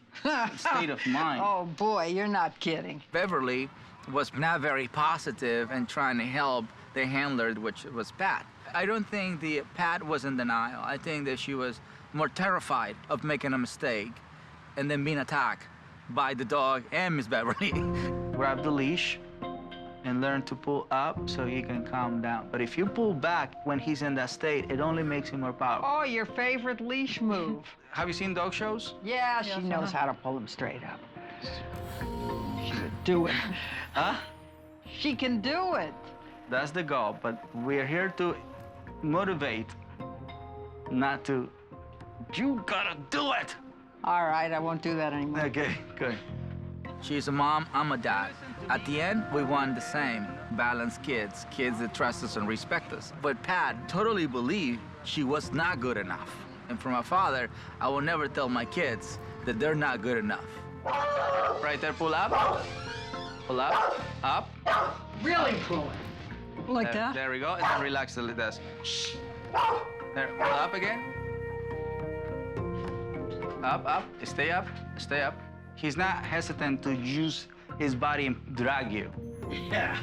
So you shouldn't be hesitant to use your body and bring him to you. Okay. I'm not suggesting, then relax the tension. There you go, nice. Why? Because he's in a calm state. You understand why we get it? That's pretty good. Okay, so now what we're gonna do is you're gonna maintain this flow coming all the way. If he tried to pull you to the door and you stop and you settle down. Otherwise, we're gonna go for a walk. You want to go for a walk? No, no, no. Oh, no, yeah? No? You're not asking him, do you want to go for a walk? Okay.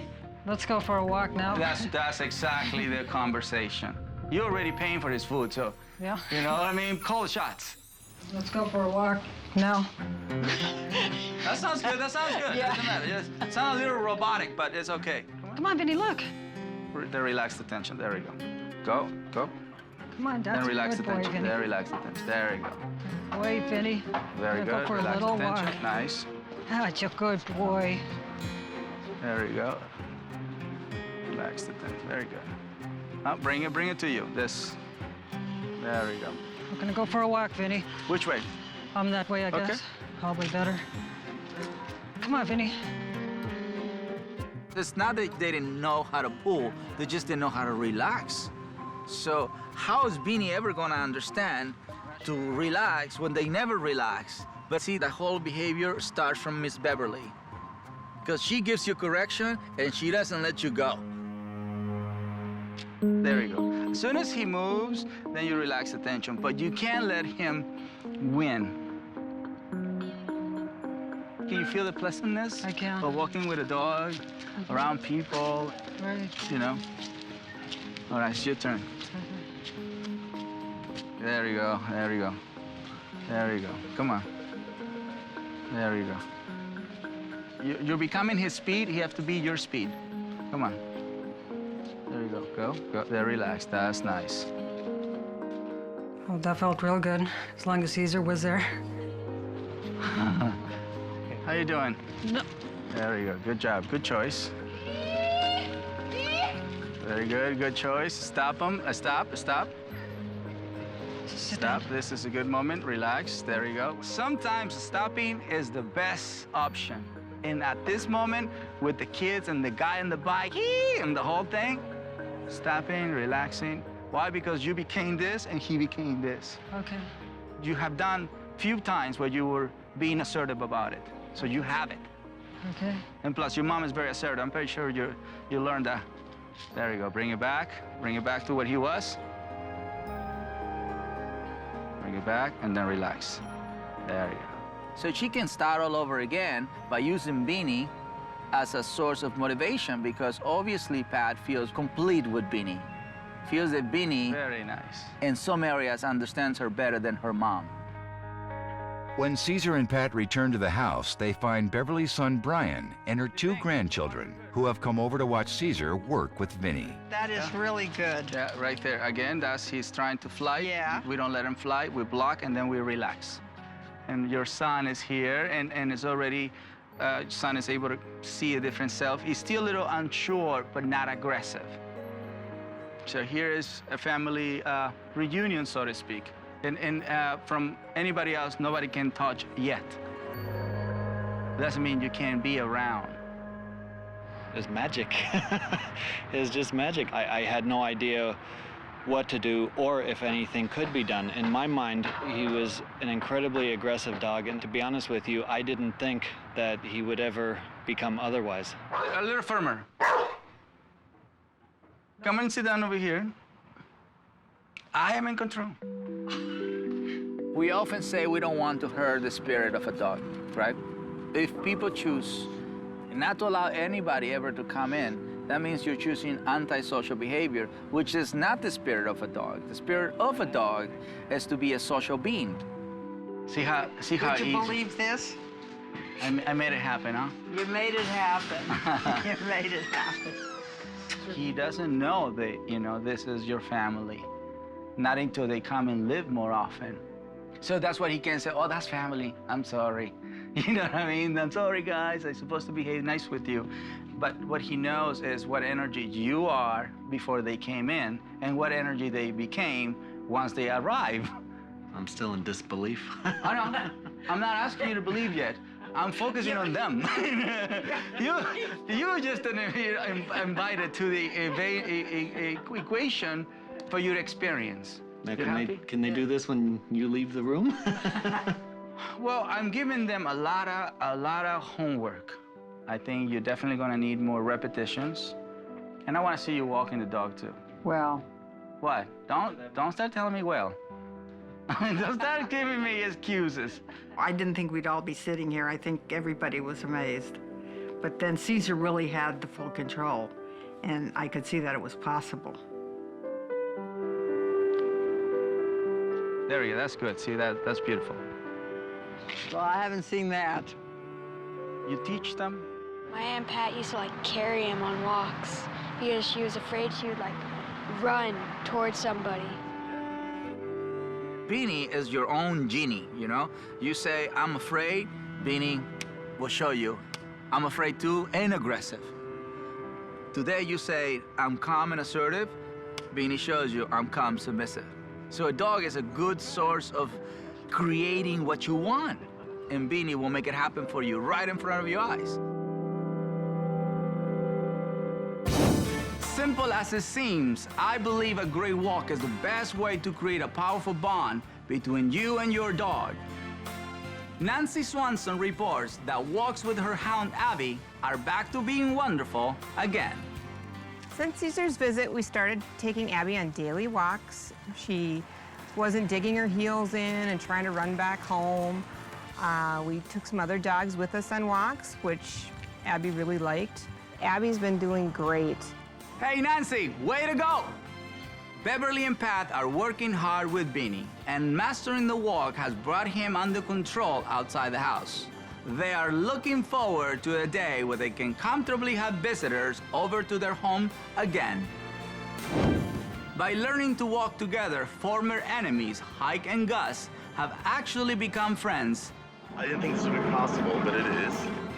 The McMahons are still concerned about how Gus will react to strangers, but now they know there is hope for the future. I owe it all to the dog whisperer. Cesar, you are terrific. You did it, pal. Thank you.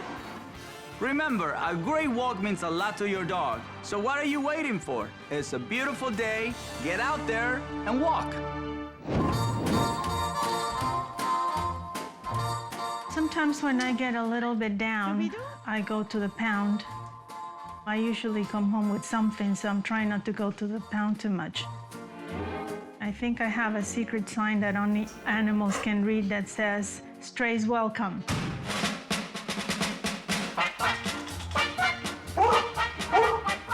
Before we got married, I was a bachelor living in a one-bedroom apartment by myself. Hercules? I went from no pets and virtually no family to a mother-in-law, a father-in-law, dogs and cats and birds, and so I went from 0 to 60 in a couple of months. It's my boy. I just wanted a lap dog. But Neil wanted a German Shepherd, and as soon as Troy became available, we brought him home. We bailed him out of death row, as I say. The Adlers believed they had rescued a sweet-tempered German Shepherd. But it wasn't long before Troy revealed a darker side. When he would see another dog, he just gets into this state of frenzy that is uncontrollable. So we've had to confine him to the backyard.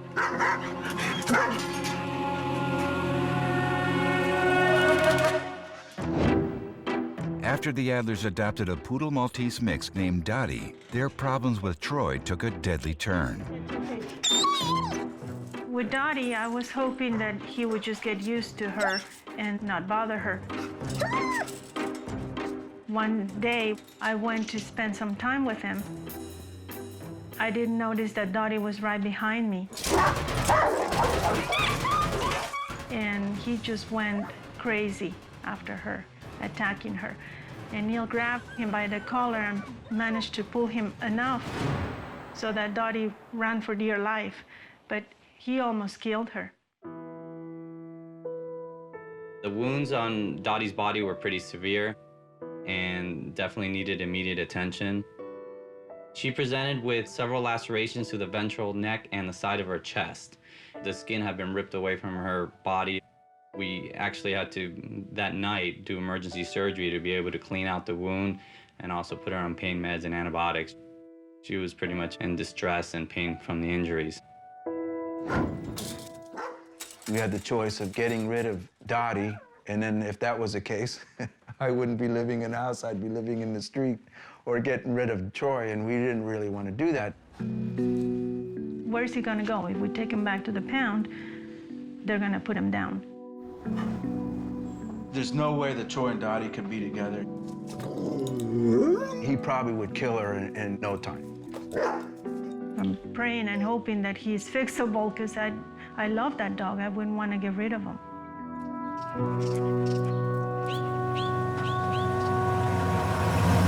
Cesar believes that people need to be prepared for the challenges that can arise when they bring a powerful breed like a German Shepherd into their lives. He's very submissive toward us. We'll go to the backyard, he'll lay down, his ears go back. But when he sees another dog, you know, I use the term the red zone. Cesar, if there's a zone beyond that, he's like uncontrollable, he goes berserk. You have two distinct personalities. He's bipolar. He is, yeah. And it's like he would have a switch that you turn on and off. It's unbelievable. He would kill another dog. Daddy's right over there minding her own business. The dog is like two different dogs. He's the evil twin. He has an evil twin. We have walked him in the past, and we used to walk him almost every day. And sometimes we used to take him with two leashes. Neil would take one, and I would take the other. And there was a gentleman walking his dog. Troy just broke loose, went after the dog. Neil had to tackle him. We haven't taken him for a walk in nearly a year. We got him out of the pound. Mm-hmm. He was in with other dogs, so I assumed he would be okay with our dogs. And the dog who was already living here, what was his behavior? He's very shy. He was stabbed as a puppy when I found him. So he's afraid, and he's very skittish around people and around other dogs. What does Troy like to do? Troy likes to... He likes to traumatize Hercules. I know you say that dogs live in the present, but I can't forget about what happened to him when he was a puppy. He was stabbed, so I'm a little protective of him. Maybe. What is very important to understand is what makes you weak. Well, if you're depressed, that makes you weak. If you're sad, that makes you weak. In this case with Edie, was that she felt sorry for the dog she rescued. Even though you can have a lot of knowledge, if you feel sorry for somebody, they won't see the knowledge, they will see the weakness. You're sad that somebody did that to him, you know Yes. what I mean? And instead of helping him, you make it worse by providing that sad energy or that fearful energy when you're supposed to be calm, assertive energy. That's the energy that will protect the pack. Well, I'm ready to move on. I'm ready to help my dogs. Beautiful thing. First, Cesar wants to get a look at how Troy acts when Dottie, a Poodle Maltese mix, is not around. Do-we-do?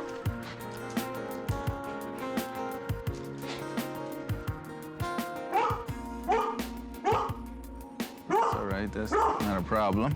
Knowing that Edie and Neil already have a pack, let me see at least how they put them together. They have cats, they have birds, they have dogs, but they can't really put the whole family together. The guy who's going to teach them really how to do this, you know, pack leader mentality is Troy. Everybody else is already a follower. What I want to see is if he goes into a dominant state towards him, then I'm going to protect him. Should I bring Hercules out? He's out. Okay. This is what he can do right now. Okay. So insecure dogs, you don't push. You wait. Oh, okay. You wait for them. See? He's coming on his own. Okay. Hercules. It's typical, There you go. nice.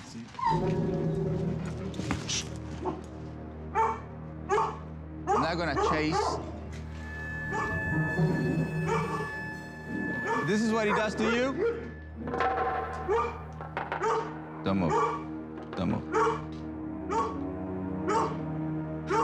Then you stop the behavior. You see? That's protecting him. Look, You're showing that- who's boss. Yes, I'm claiming his territory. Right. Shh. Hey. So what I'm doing right now is empowering The other dog. insecure one. Yes. So he can come out of his shell. That makes a lot of sense. By controlling the excited one. See, the excited one gets excited, then dominant. Right. So if you control excitement, you never get to see dominance. At the moment he shows you dominance, you have to give him dominance. So then he sees, well, somebody took that position already. By influencing one dog in a pack, everybody else gets the benefit. Now, what happens if I go to be with Hercules and he follows me? Okay, what you need to do is to turn around and claim, but you gotta think this. You can't think, I don't want you to hurt Hercules. What you need to be thinking is, this is my space and this is my activity. Okay. All right, so let's go. Hercules, come on, sweetie. This is a really hard exercise, to tell you the truth. Yeah. It's really, because this is about patience. Whenever I try to pet one of the other dogs, he just gets right in the middle. Yeah, because he's controlling the situation. Right, That's what is exactly. impossible for you to do. Exactly. But if you're controlling the situation from the moment you wake up in the morning and you start visualizing the things that I'm visualizing right now, even though I don't live in your house, I'm visualizing the things that seem impossible to you. But I'm creating the reaction that you guys want. Yes. There we go. This is good. Uh-huh. Can you talk and say whatever you want to Hercules? And if he comes here...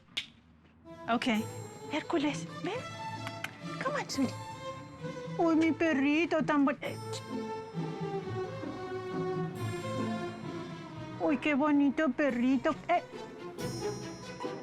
You can touch the neck. Touch the neck. Right there. Boom, right there. See that? You move. So what you are doing right now is helping just to reassure that what she did to him like that, it means you can't pass this line. Okay. So this is teamwork. Now Cesar asks Edie to bring Dottie where Troy can see her, but within the safety of the house. He plans to correct any of Troy's aggressive tendencies the instant that they occur. Introduction have to be very slow. Without pulling, the whole point is for him not to pull. He's alert, he's curious. Every step he makes have to be invited by me. So this way we are coming to what we will call target slowly. Two different ways of being told by a dog. One is the whining, the growling, the excitement, the jumping, which that's what a lot of people look for. And the other one is the most lethal one, which is the real quiet.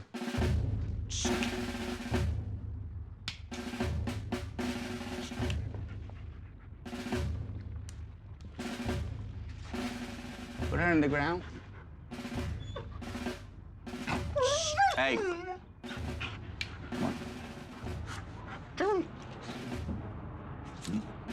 What he's giving us right now is why I'm not trying to kill this little dog. See, that's the silence that I... Hey. So every time he gets into a high level of excitement or a predator or hunter, you have to snap him out of it. Yeah, that's excitement. Now, walking away is really good. This is more relaxed. This is another exercise people can practice. Glass door, there is a visual, there's a little scent going on, a little of the barking. And every time you disagree with something, you correct them. That's the only time. Better than keeping them away forever, because that creates more friction. This is removing friction away, and at the same time, it's safe. Good? It's doing good. Since Troy hasn't had a walk in over a year, Cesar straps on his skates and the two of them head out for a spin. Good boy. Good boy, that's what you wanted, huh? That's what you wanted.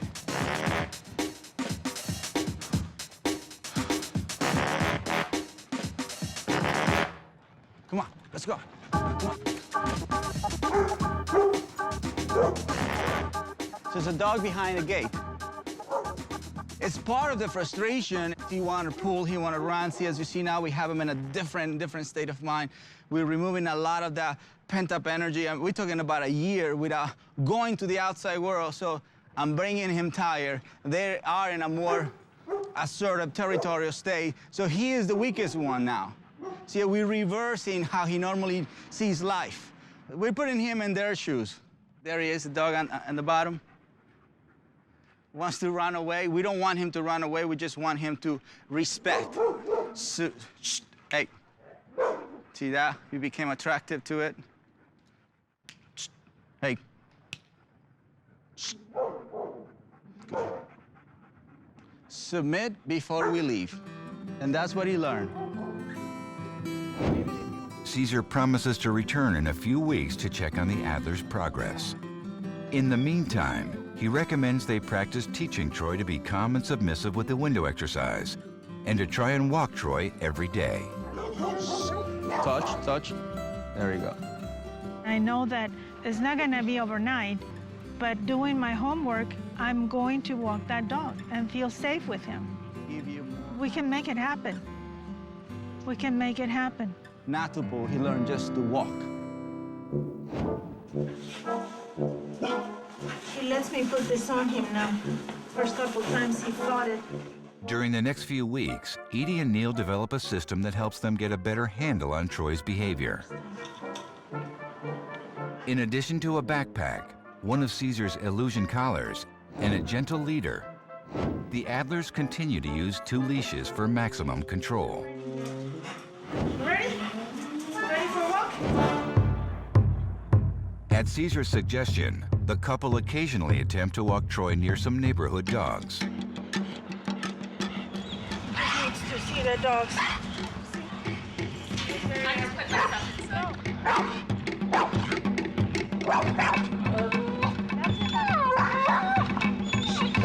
Troy.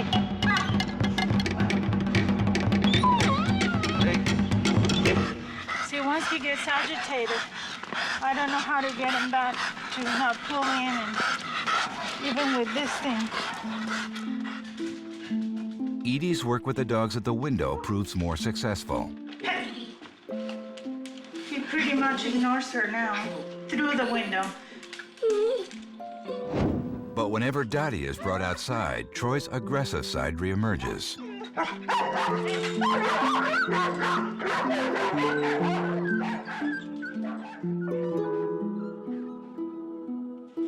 I got you, baby. It's okay. I got you. I know you're scared. Sit your dog good. For the next step in Troy's rehabilitation, Cesar asks the Adlers to participate in a dog obedience class at a Los Angeles park. Cesar's longtime friend and colleague, O.J. Knighton, teaches the class. Go with. Oh, now this is bad. Now this. We often say, look for a professional to help you to go in the right direction. See, here, if your dog is aggressive, they don't tell you to go away. They tell you how to get rid of the aggression or how to redirect the aggression. That's what we need as a society, you know, somebody that show us how to do it. And home. OJ, a dog trainer and behavior expert for 20 years, currently works with more than 300 people who are enrolled in his classes. Leave it. Ah, boy. I believe in focus. Focus is a way for the dog to watch me. If he's watching me, he trusts me. So I show him what I want. So now he's saying, what? What do you want? I have complete attention. Then if there are distractions around, whether it be noise, another dog, a person running down the street, he's still looking from me for a command. We're in Cannibal. We're gonna see a dog get paid. Payday, payday, payday. His pay could be food, his pay could be a tug, his pay could be a ball. So we're gonna show through motivation how a dog get paid for performing for us. Yes? And that's his reward for being so good. Look at that. That's beautiful focus. That's total trust, that's total respect, you know? Yeah. The dogs are easy. The humans are very, very hard. What we do as humans, we go get a dog not understanding what he was bred for. We take him and we try to domesticate him, we put him in our backyard. We think by giving him some kibbles, we're doing enough. We're not.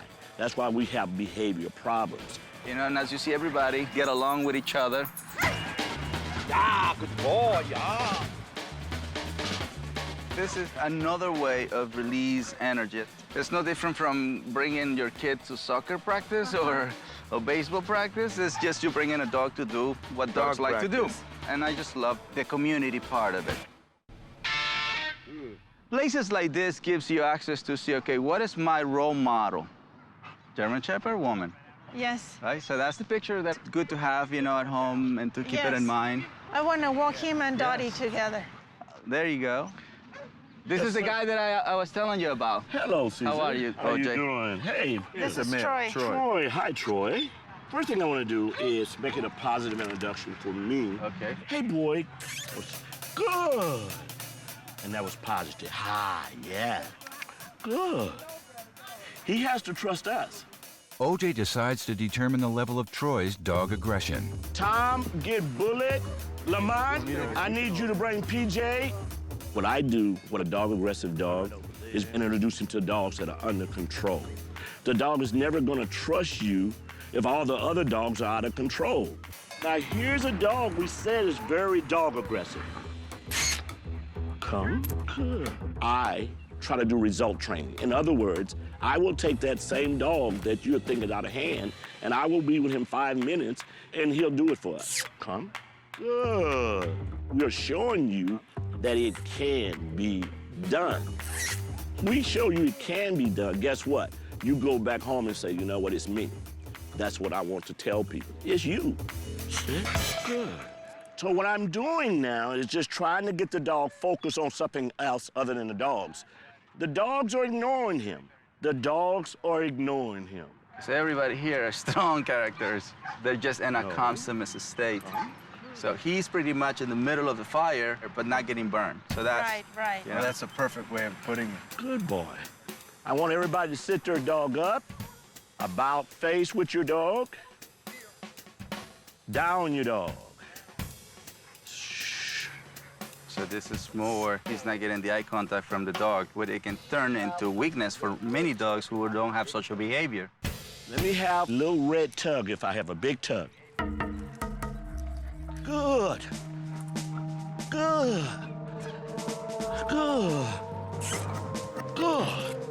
Good. Good. Take him out. Take him out.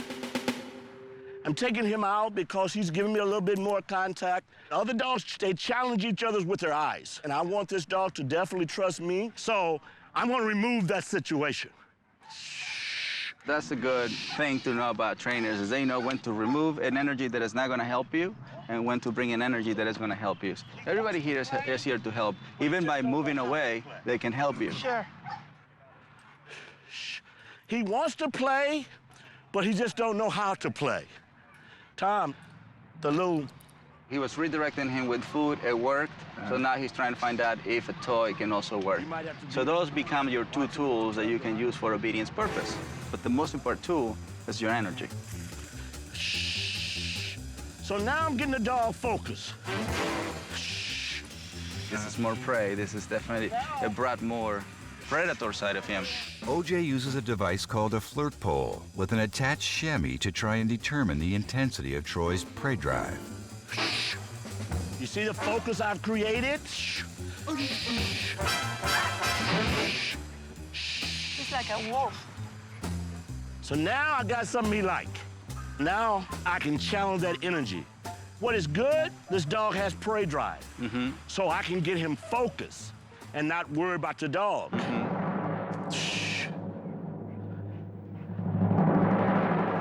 He's getting close to the stop. So the dogs. Walked right past him like he wasn't even there. Dogs are like us. We can only do one thing at a time. Say he found what, what tickles him. I guess you gotta give us that toy, OJ. Look at that. He loves chasing the squirrels in the backyard. And that's prey. So why not, instead of training a dog out of his element, his genetics, that's use it. Yeah. Now I'm walking him through the dogs. Yeah. I'm just using the prey to introduce him to dogs that are under control. Yep. So guess what? Look at him now. Yeah. So now he trusts me. Yep. So we're removing aggression and we're making that aggression an obedient dog, a patient dog, a tolerant dog, a social dog. See, that energy that we see as a negativity, we convert it into positivity. And guess what? We're gonna have a much better behaved dog when we go home. I know that they're gonna make it happen. It's just a matter of time.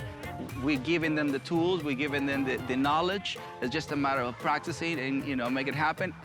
But I'm showing you that it's possible. Sha. Good. Ah. There you go. We admire OJ's professionalism, his calm demeanor. He doesn't get agitated. He controls the dogs, so I'm trusting him, and we feel real good about going to the boot camp. And just like Cesar, OJ instills confidence in yourself. He had 2 rows of dogs, and he made me walk with Troy right in between them. I mean, I never thought that could happen, but I did it, and it felt great. And the more you have the positive result, the more confidence you have, and the more you want to do it. Adelante. Oh, gracias. Today, Cesar arrives to get a progress report. Thank you, señora. We did what you told us to do, bring Dottie to the window and let them look at each other. Say hello to Troy. Troy, 95% of the time, won't react to her anymore. But when we bring her out and he's on the side, he still goes nuts. Okay.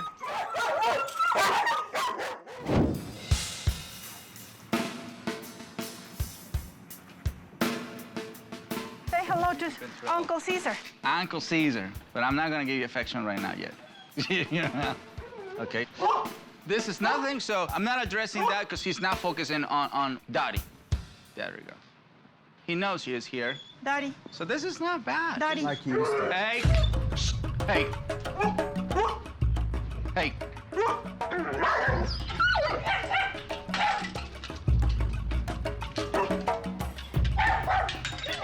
Dottie.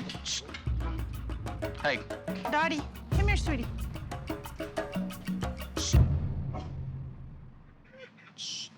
Avoidance, that's very good. It's good, curious, we want that. Because the energy is not bad, it's curious, you know. That's anxiety, we definitely block that. May I have the leash? The other guys are fine with her, right? Yeah. Yes. Okay.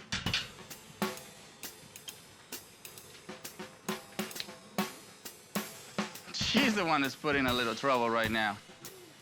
Well, she could be a little... Oh, yeah. She can be a little dominant. I have witnessed many times that little dogs instigate unwanted behavior, but because they finish being the victim, then people say, well, it was the German Shepherd. Also, you know, once you finish with him, and then you got to move into a little girl over here. Well, you know, spoiled girl over here. Yeah, she is. You're not going to use the same intensity with her, but she definitely needs the same rules, boundaries, limitations, right? Yes. Even though I spoil her, and I'll admit that I'll spoil her, she does what I want her to do. She listens to me. Yes, but when she's around the dog, she projects dominance. That can get her in trouble. Yes. So, shh. Leash. Hey. Leash is for that, to block that reaction. Shh. The dynamic here is that Troy and Dottie was in the same state of mind. Same state of mind definitely creates fight. 2 dominant dogs are gonna try to dominate each other. A larger breed is more likely to win because it's physical power. Cesar decides to put a muzzle on Troy so the 2 dogs can have a safer encounter. All right, so let me see you doing. Okay. The less accidents you have, the less fearful you become, the less anxious you become, the less insecure you become, the more powerful you become. The good thing is he's not fighting it, it's new to him. So right now, we're just gonna let him become familiar and comfortable with the collar. There we go. The correction right now is gonna be when he's trying to remove the muscle, right? So what we are telling him is, you just have to wear the muscle. As you see, he's focusing on the muscle more than anything else. Remember when I said they can only do one thing at a time? Yeah. The dog that he maybe dislike can be right in front of his nose, but he doesn't care about it. So right now, we create an avoidance towards it because he's dealing with the muscle, which is a good thing. There you go. See, he looked and then he turned back. So the good thing is he's actually associating the muscle with Dottie. When I have this thing, I can't touch her, which is good. That's really good. Fantastic. Just don't get nervous. Wonderful. That's what see, that's what they wanted to do. See that? That was wonderful. Hey. See how submissive he becomes? Yeah. The muscle is making him more submissive, which is ideal for the rehabilitation. Anything that can trigger submission is good. You can use any tool as long as empowers you to become more comfortable, more relaxed, and more assertive. That created by the little girl right there. Yeah. Of course. Yes. And nobody, look at that. Yeah. So, of course, I totally get it, my friend. I totally get it. She can get you in trouble. But we know that the most powerful mouth in this house is this one. Oh, absolutely. Exactly. So we are definitely preventing that. That's really good. For them to wander around, to do their normal thing, moving together, staying in the same place together, that's desensitizing an animal. And she's wagging her tail. She's totally comfortable. So this is what he's getting. The muscle is nothing bad. You're not sad, you're not sad, you're not tense, you're not. Everybody's in a cool state. Nobody has changed state of mind. And that makes them become more familiar, more relaxed among each other. That's fantastic. Shh, watch out. Hey! Shh.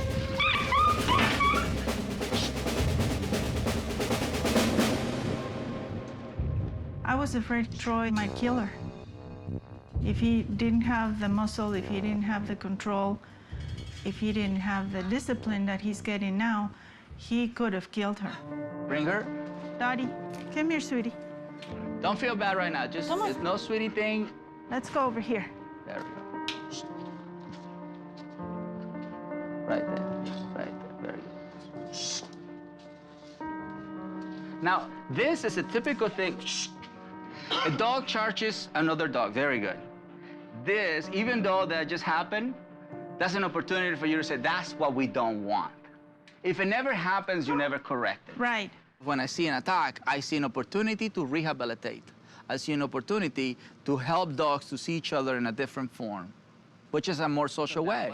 The good thing about the muscle here is they give us the opportunity for them to make a mistake. Nobody gets hurt, but we get to rehabilitate. So nothing physically happened. It was more psychological. Somebody addressed, put him on the side. This is what happens if you do what you just did. He knows that this didn't happen before. So he's learning this is unacceptable. That's exactly. Now, the reality is, my girlfriend here triggered that. Did she wanted to mount him. I thought she was just sniffing him. Well, she was, and then the intention went to a different way. I see. Yeah. Troy was inviting to the sniffing ritual, but then Dory said, let me mount you. And that's when Troy had a fit. He said, no, everything was fine until you try and dominate me. You can't dominate me. You can't. A lot of times, at the dog park, little dogs put themselves in trouble. Because most of the time, people don't do the same rules by limitations that they do to a larger dog. See, we're focusing on the dog who attacks, but we're not focusing on the dog that creates the attack. But this is a better way of end. Oh, absolutely. Okay? Absolutely. Cesar believes that walking the two dogs side by side will help accelerate the rehabilitation process. She needs some rules on the walk. Does she normally sniff around? Yeah. Okay, all right. That could be very detrimental to the other dog because the other dog is also sensing the energy that she's projecting. Oh. She's excited. She gets excited, she sniffs everywhere, and then she sets the pace. In order for me to walk 50 dogs, they all have to be in the same state. If one of them is in this state, I lose. I learned that Dottie needs work too, because she's been a little bit spoiled. A little bit? Yeah, a little bit. She does get a little dominant, but I'm gonna work on that. This is a place where we can let them sniff together, because that's another activity. Walking together is an activity, and peeing together is an activity. Stopping, relaxing, smelling, just waiting is an activity they're doing together. They're not trying to challenge each other. She's not afraid of him. She's just learning to coexist. Because you have to learn to smell the ground with the muzzle on, which that takes some practice. The muzzle is a choice. It's not a must, it's a choice. You know, walking them together, I think that's a must. Very nice. That's much better flow, feels better. That's how the walk's supposed to look like. So Dottie is gonna be season 5. Dottie has her own show coming on. Walking two enemies together can bond them or send them into a different state where they can learn to coexist in a different form. That's my pack leader. And so the walk always creates friendship. So what we did over there was more like a meeting, but this makes them a pack. This makes them a family. I love how he's walking. Working with Cesar and working with Troy has engendered a lot more confidence in myself. Nice touch right there. And I feel good that the two of them can be together. We still have a ways to go, but I feel good that my wife now has the confidence that she can walk the dog. There you go, see? It's my Mexican girl. It feels good. It feels good to know that I'm in control. And now with the muscle, I'm gonna take him out. Even with Neil's not around, if I feel like going for a walk, I'm gonna take him out. Wonderful. I'm very proud of you guys. Right. It's like everybody in the same page. This family step up to the plate, really embrace the knowledge that I give and OJ give, and really practice it on a daily basis and make it mean something. Feels good. They're in the right track. As the negative road and the positive road. This family is going 100 miles an hour to accomplish leadership. They are in the right track. We're living proof. It can happen. It takes work, but it's worth it. That's right, you're the pack leader. Troy now will be spending the rest of his life in a happy home, and he'll learn to get along with Dottie too. And it's gonna have a happy ending. Thank you. Thank you.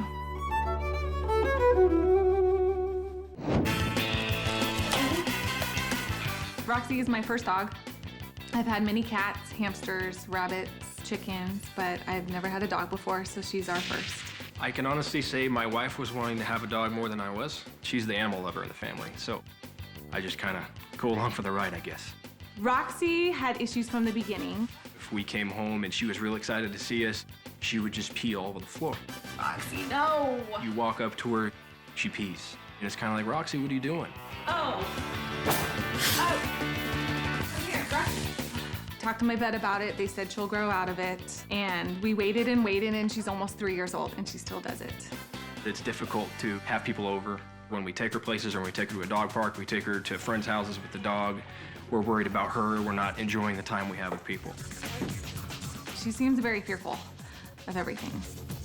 My friend has 2 dogs, and Roxy's still afraid of them. I was afraid of my keys, so I can't take her down to the mailbox.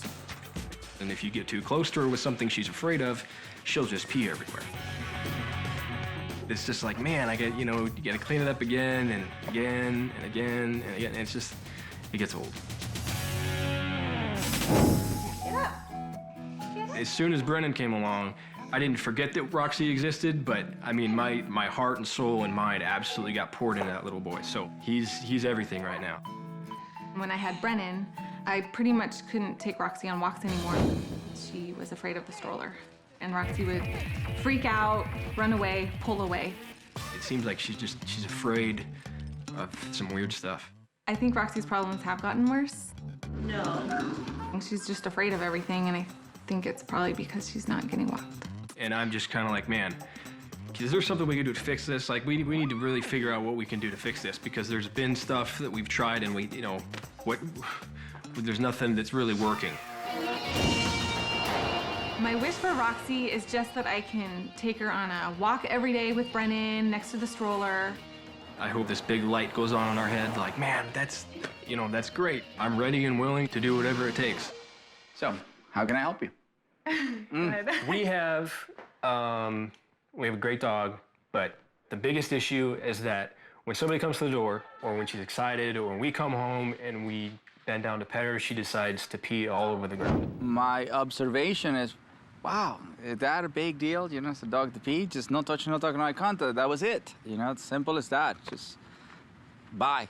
You just have an overexcited state. Even when she's not excited, she still has the problem. It's interesting. Is she nervous?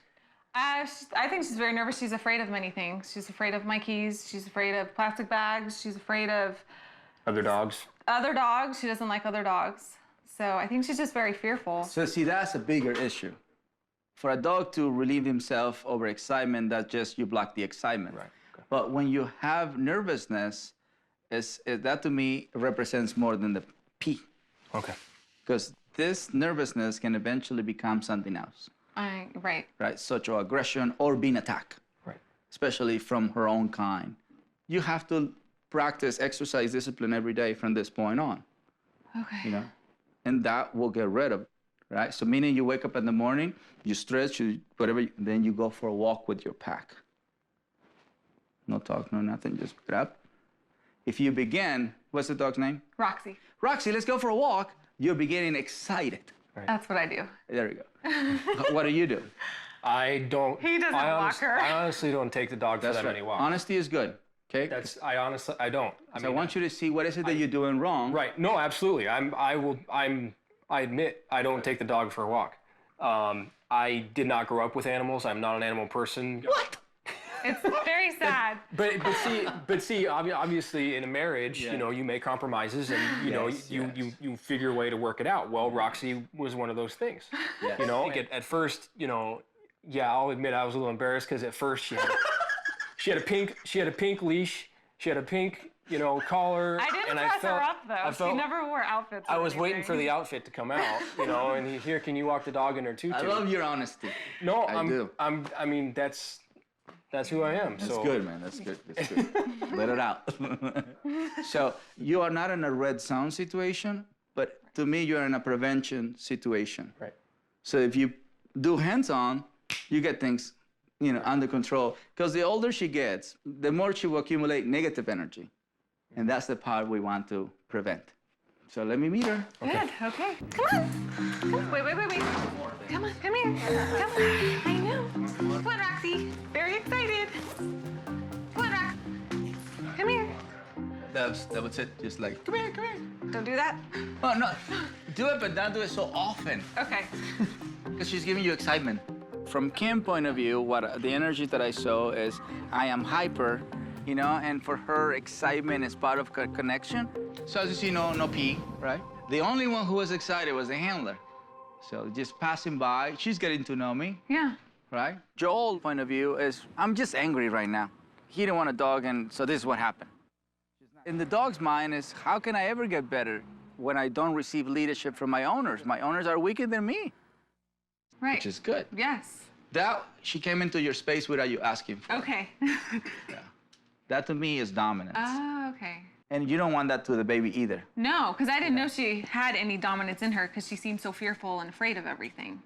Yeah, but right now, what we have is an excited dog. They went into your circle without you asking. Okay. See, you have an invisible bubble. And you tell people you tell people when to come into that intimate world. Okay. So when they come on their own, they control. Okay. But when you invite, you're in control. So rather have a dog next to you in a calm, submissive state than a dog that's on the top of you, excited, dominant. Now, follow me. Let's go outside. Cesar requests that a friend's 2 dogs be brought in to assist with Roxy's rehabilitation. When I find out that Kim and Joe have a friend that have 2 calm, submissive dogs, let me take advantage of that. There we go. Don't worry about that. And she's growling, she's coming in. That's when I... That's good. Better that she's... So normally I would, like, pick her up. Oh, no need. Okay. No. Well, the best thing is for you to walk this way. Okay. Yeah, watch this. It's just a matter of time. See, you are in front of 2 very calm, submissive dogs. Mm-hmm. These dogs are actually a positive experience to your dog, you know? Yeah, that's why we like having Roxy around them, and I thought, Roxy, come here. See, I don't even think she'll listen to me. Okay. Well, she's a little nervous right now. So what I would do, I just let her deal with it. Eventually, she relaxes. Okay. But just don't put any time. When is she gonna relax? She's gonna relax when she's done. That's good. There you go. See, nothing happened. There you go. Okay. Perfect. So, there you go. Then you relax. There we go. That's the reward. The reward is to get close to you. You make the brain calm, and then you share affection from a calm point of view.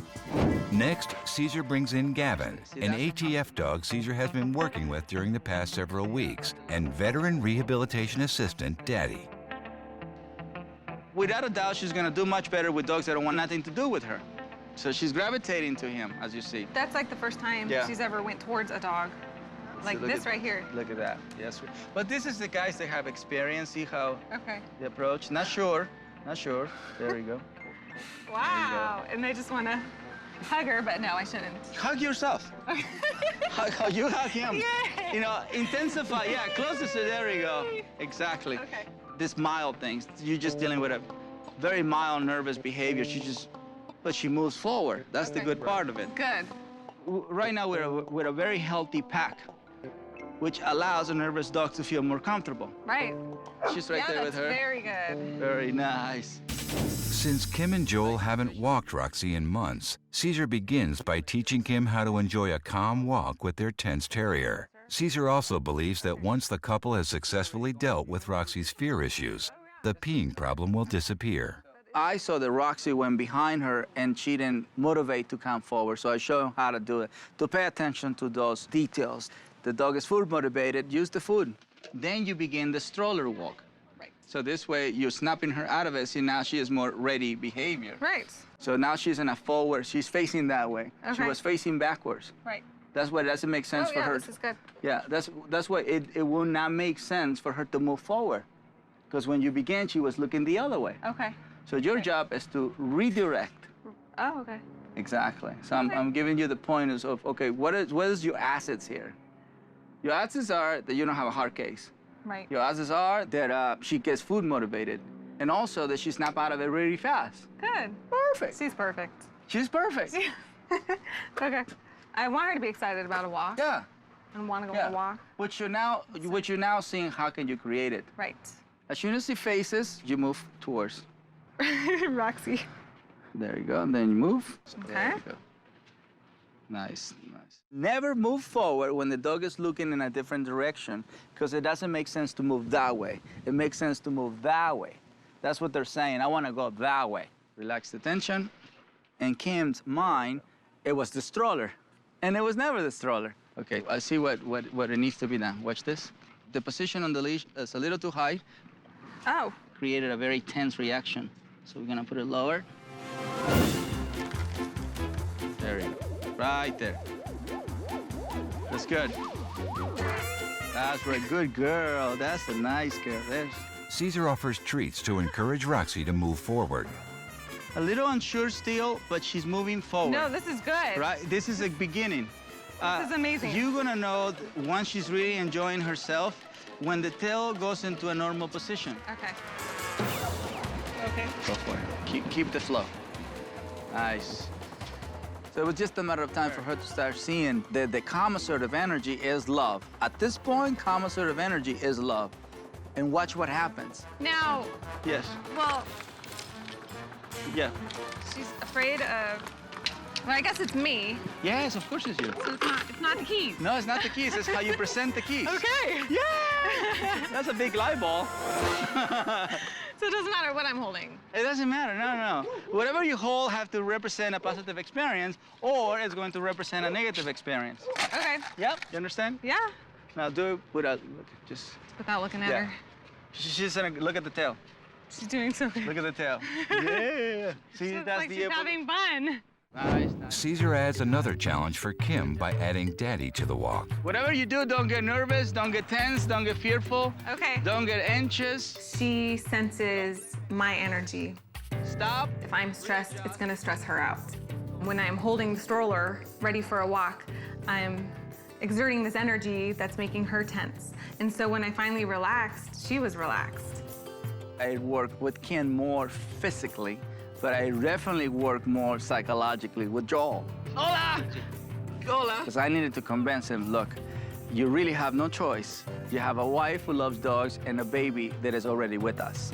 Can you watch my show? You can use the opportunity to teach your son how to respect and trust Mother Nature. I'm a dog whisperer. Yes. You believe that? Thank you. You say yes. And teach our children the connection. You know, this is a different species, but you can still trust and respect. And let me show you how to gain the honesty, the integrity, and the loyalty. That's a lesson for life, you know? That's something that you can learn in school. I used to just carry my boys, you know, with the pack. Just carry them like this and just enter into the pack. Wow. I'm out to be the best dad I can be. whenever it takes to do that. And I will create a big, big bubble around the boys. Yeah. I can see the similarities, trust, respect, talking to, spending time with, all those things kind of play together when it comes to raising, you know, a baby, whether it's an animal or it's a baby. Congratulations. Thank you very much. Thanks. Welcome to the dog world. Yeah, thank you. Sometimes the best method for rehabilitating a dog is teamwork. Edie and Neo have a great team to help them to overcome their problems with Troy. They credit OJ's class in assisting Troy to become more focused and less aggressive toward other dogs. Edie says she's about 75% of the way to her vision of a happy relationship between Troy and Dottie. She's still amazed she can walk them together. When I see Troy making progress like he is, that makes me feel very safe and very happy and very grateful for your help. Now that Kim and Joe are working together as a team, they report that the formerly fearful Roxy is a totally new dog. Thank you so much for coming to our house and helping us with Roxy. She's doing so much better.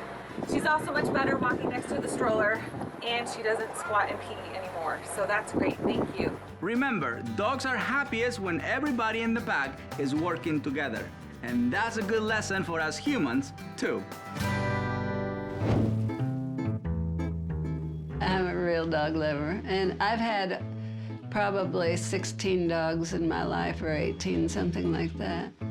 And I remember every one of them.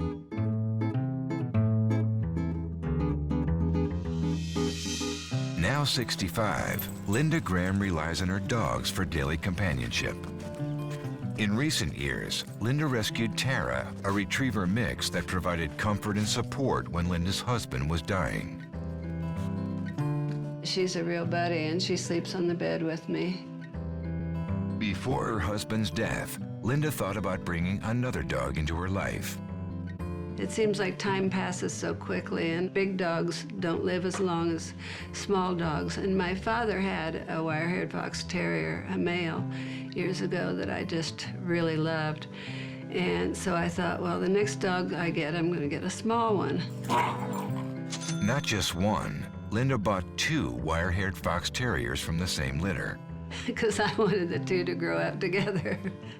And I've heard that I should have gotten a male and a female, because females fight so much.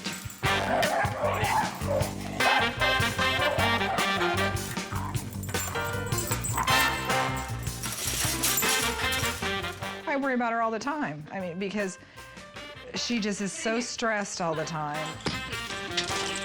Wait! I'll be talking to her on the phone, and they start barking, and you can't carry on any type of conversation with her. Linda faces more than 2 terriers wreaking havoc. Now Tara attacks the terriers whenever she gets the chance. The bigger they got, the more Tara wanted them. She wants them dead, in my opinion. The first time Tara got a hold of one of the puppies, it was Mandy. She got her leg, and I had to take her in for surgery. 4 other times she's gotten Molly. Molly's a little slower. And the last time she had her jaws around her waist, just really tight with her jaws, and Molly was squealing it sounded like a pig. In order to keep Tara from terrorizing her terriers, Linda devised a complicated strategy that keeps the smaller dogs protected by a variety of cages and doors. Go out. In the morning she gets up and she'll put the puppies outside and keep Tara locked in here. And then she'll have to bring one puppy in and put him in the cage in the other room. And then she'll have to go get the other puppy and make sure Tara's nowhere around. And all day long, it's the same thing.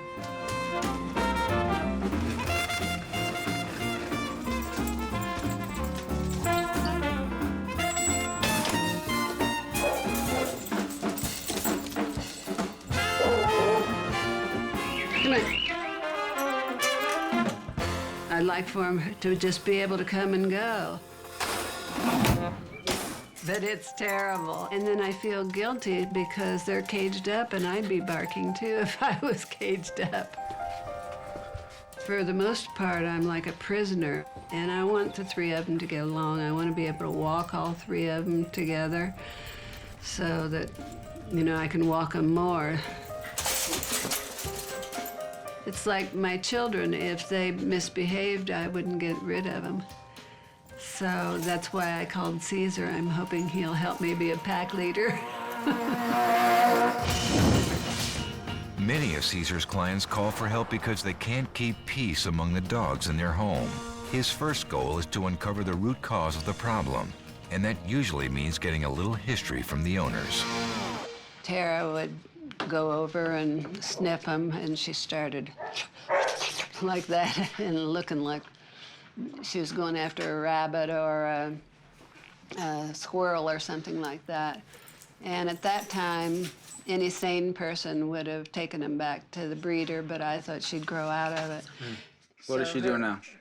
The main thing is she wants to eat the puppies. So you have learned to live with it? Yes. And either one of them can sit on my lap or walk around the yard or anything with me. But you get both of them out there, and they just are fighting to the death almost, it looks like. This is the Terriers? The Terriers, my whole life. So they have spent a lot of time in the crate? Their whole life, and they're almost 4. Yeah. So they're pretty much like you, you know, cut up into these walls. You're behind walls. All the time. All the time. So your dogs are doing the same thing. So in order for you to free all of them, you have to free yourself, right? Because you're not free. So this is what you're teaching. Right. Let's live here, but let's don't feel free. Right. You are the weakest link I know. in this pack. And the puppies will just bark and bark. They're and not bark puppies and bark and anymore. bark. You see it? I guess I say that because they're little and she's big. So they just bark and bark and bark, and then I do a lot of yelling, and then I feel bad. I've even been thinking about getting another dog, thinking maybe it'll help be a go-between. I know. The only dog you can get and bring balance will be me. You can't get another dog. Yeah, I agree. You know what I mean? This is a case where a woman feels lonely. So you start collecting dogs or collecting cats or anything that can fulfill that empty space, but doesn't mean you know how to fulfill their needs. So there were two different things that I was experiencing, the loneliness and being trapped with all this love. So it becomes this poison. Right now, comes to Mrs. State, nothing bad going on, not bad energy, no fixation. See, looking but not fixated, nothing bad. Cesar asked to meet Tara, Molly, and Mandy alone to see what their behavior reveals to him.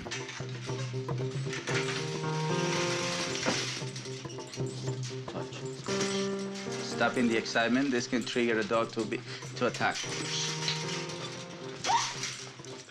Hey.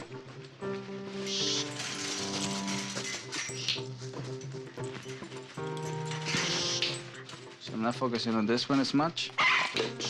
They're not all gonna go, hey. What you see, popcorns. Fox Terrier popcorns. And that triggers any dog to want to go and calm them down. And that could be the motive of her going after them because there's excessive amount of excitement. So it's the nature of a dog that has been in this environment first, plus the lack of social behavior to go and try to dominate, but she takes it to another level. So before we put them together, we have to make sure these two bouncy Fox Terriers become a little bit more calm. So she sees that I'm taking control of them and she doesn't have to.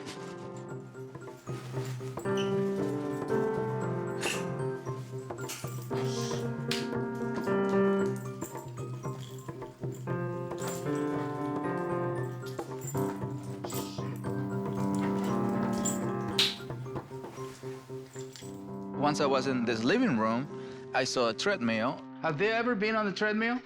No, I thought about it. Okay. So there he is. The treadmill drains unwanted energy. Everything in the environment causes the wrong reaction, so I want the environment to start helping to create a positive reaction. That's right. So Can I use you right here? There we go, stay right there, yeah. Cesar assigns a crew member to watch Tara so he could focus on Molly and Mandy at the treadmill.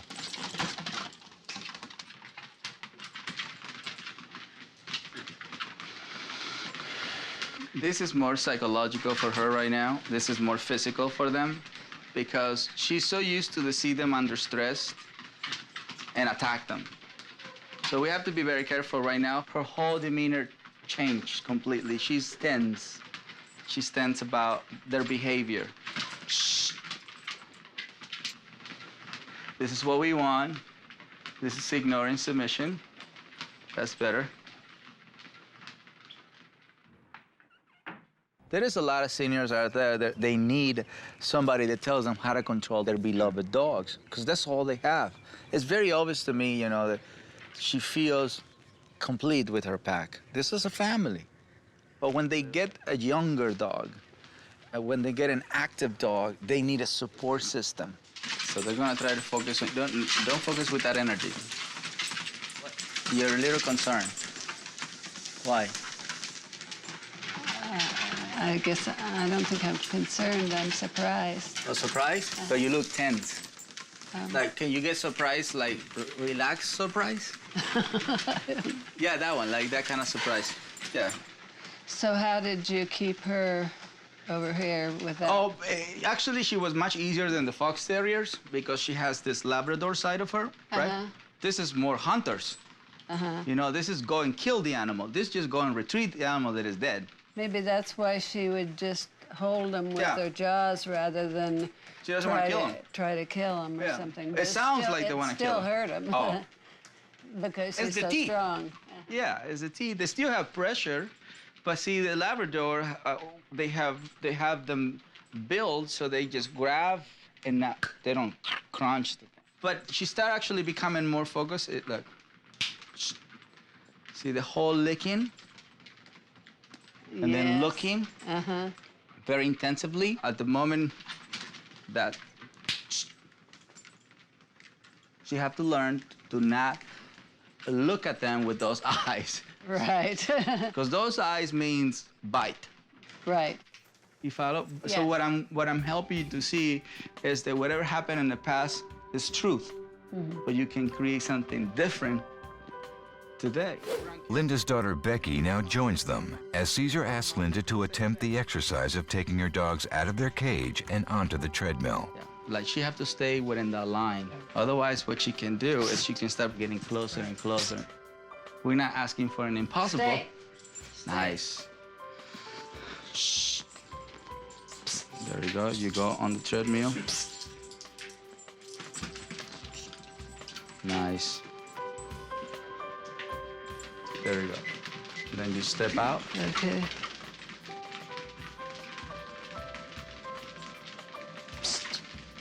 No, but he was looking at you. She was looking at you, so.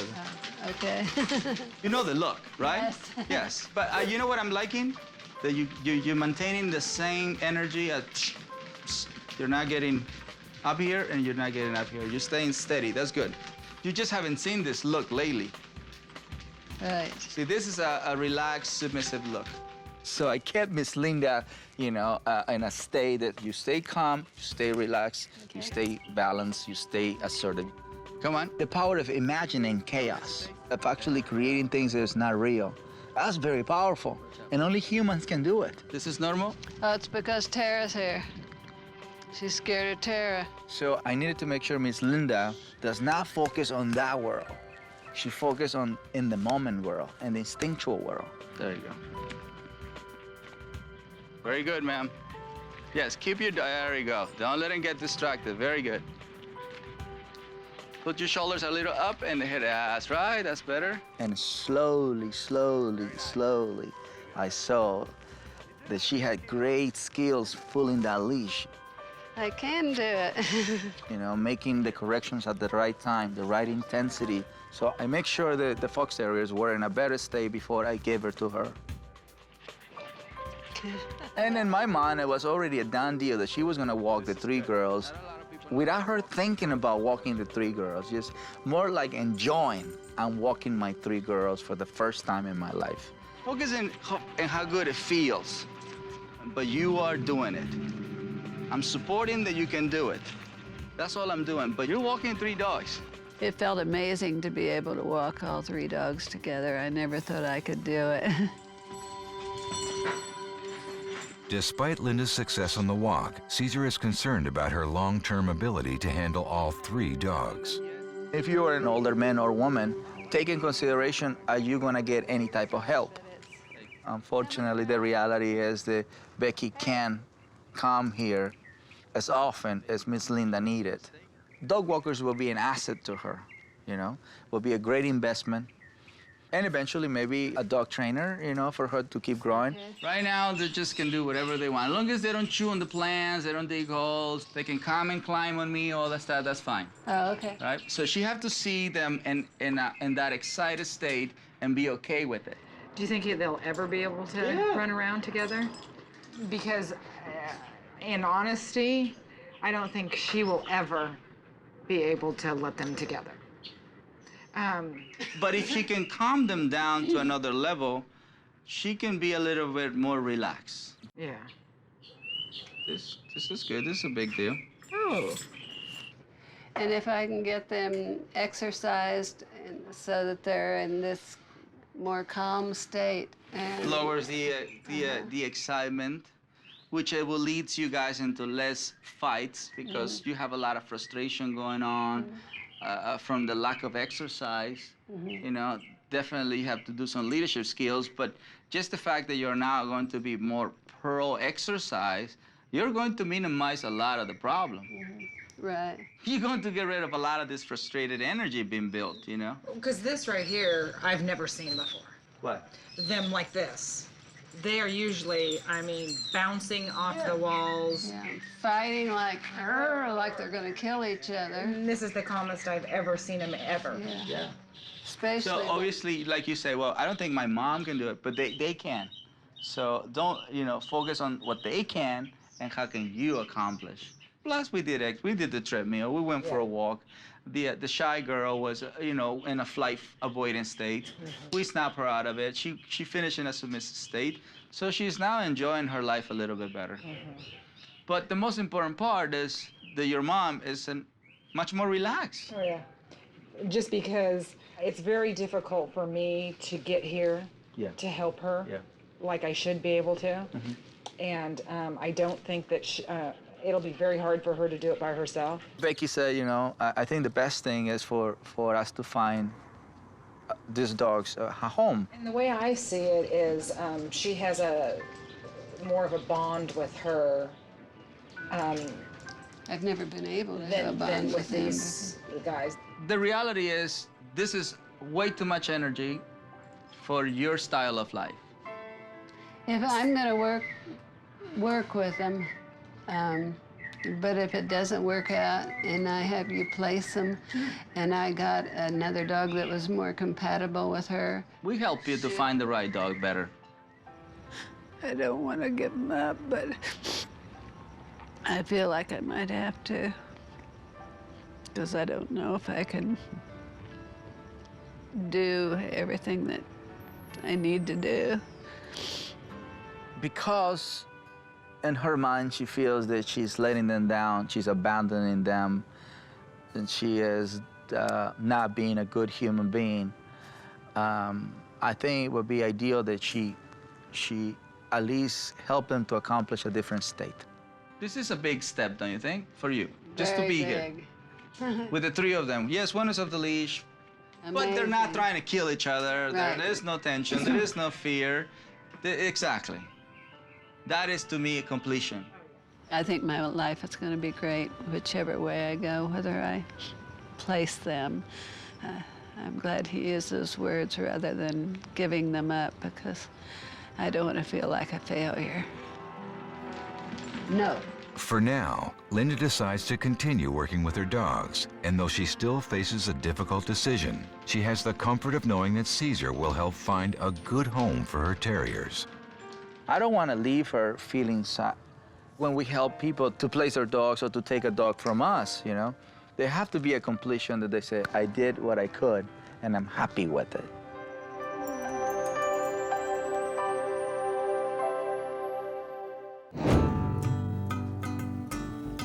We've always had cats. I grew up in a cat family. Love animals. Chris and Karina Siegel have assembled an impressive menagerie in their San Diego residence. But no animal-loving home can be complete without a family dog. Oh, and then Rojo came, who's an awesome dog. Rojo is a big, gentle bear when he wants to be. He thinks he's a 20-pound dog, but he's 110. And because we both work, I was thinking Rojo needs a buddy to hang out with. The solution came from just south of the border. Well, my parents fostered dogs from Baja Animal Sanctuary. It's a no-kill shelter that's right over the border in Rosarito, Mexico. And my mother had mentioned she brought this dog, and she was a female dog, very sweet, but she was afraid of everybody. But she loved other dogs. I went over there, and I saw her, and I fell in love. I saw her face. Once I saw Olive and saw how cute she was and how sad she was, I wanted to help the dog.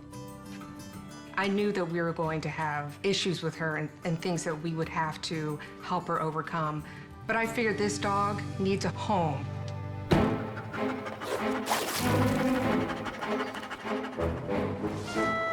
The first day we put her in the car and she was drooling, we thought maybe she was just afraid. She didn't know us that well.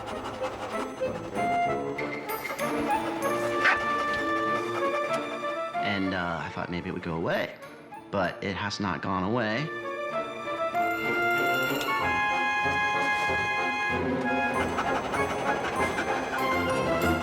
The drool just magnifies, and it pulls the entire back of the car. It's like a river. The lake. The flood. Oh, yeah. So she got the left side, she got the floor, she got the right side, the walls, and let us not forget the back right door there. The vet said nothing's wrong with her. It's the fear that overcomes every other action she has. She never gets violent, but she's very shy of new people. She'll run around and like a mad woman, drooling sometimes. Rojo absolutely loves going for rides in the car. I have my little Austin Healey he loves to ride in, loves it, but Olive is terrified of vehicles. I've tried to make it a positive thing. She won't jump in the car. Ollie. Rojo will jump in the car, no problem, but I have to physically pick up Olive and put her in. But it never turns into a positive, happy thing. We thought putting the air conditioning on her would help. That didn't help. Putting treats, trying to get her to get into the car with treats, that didn't help.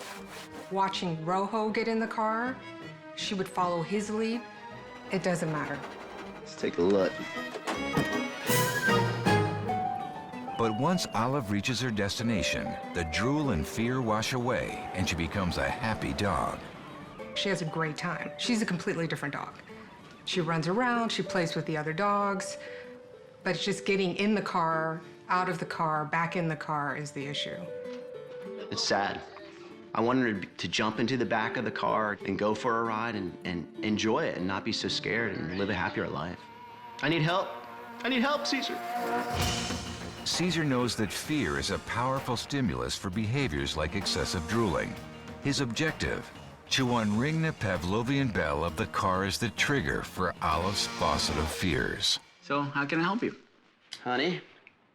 Well, we have a dog that's extremely fearful of people, of cars, almost everything except us. All the stimulus is making her a little crazy right now. Okay. How many objects or things that she runs away from? And which one is the most intense? The car is the most intense. Yeah, she won't get into the car. Oh. I have to lift her up to get her into it. And once she's in the car, she drools excessively, not a little drop, but where the whole back of the car is a complete lake. That's not an exaggeration. So you don't have to go to Baja. No, Just come back of your car. exactly. And we take our other dog to the park. We take him to the beach. Yeah, I have a little Austin Healey that Rojo loves. That's a big part of our weekends, taking the dogs out. But she got in the car and she just started drooling. And that's something, it has not gotten better. When she's at the park, she's fine. We would think she would know she's going to the park.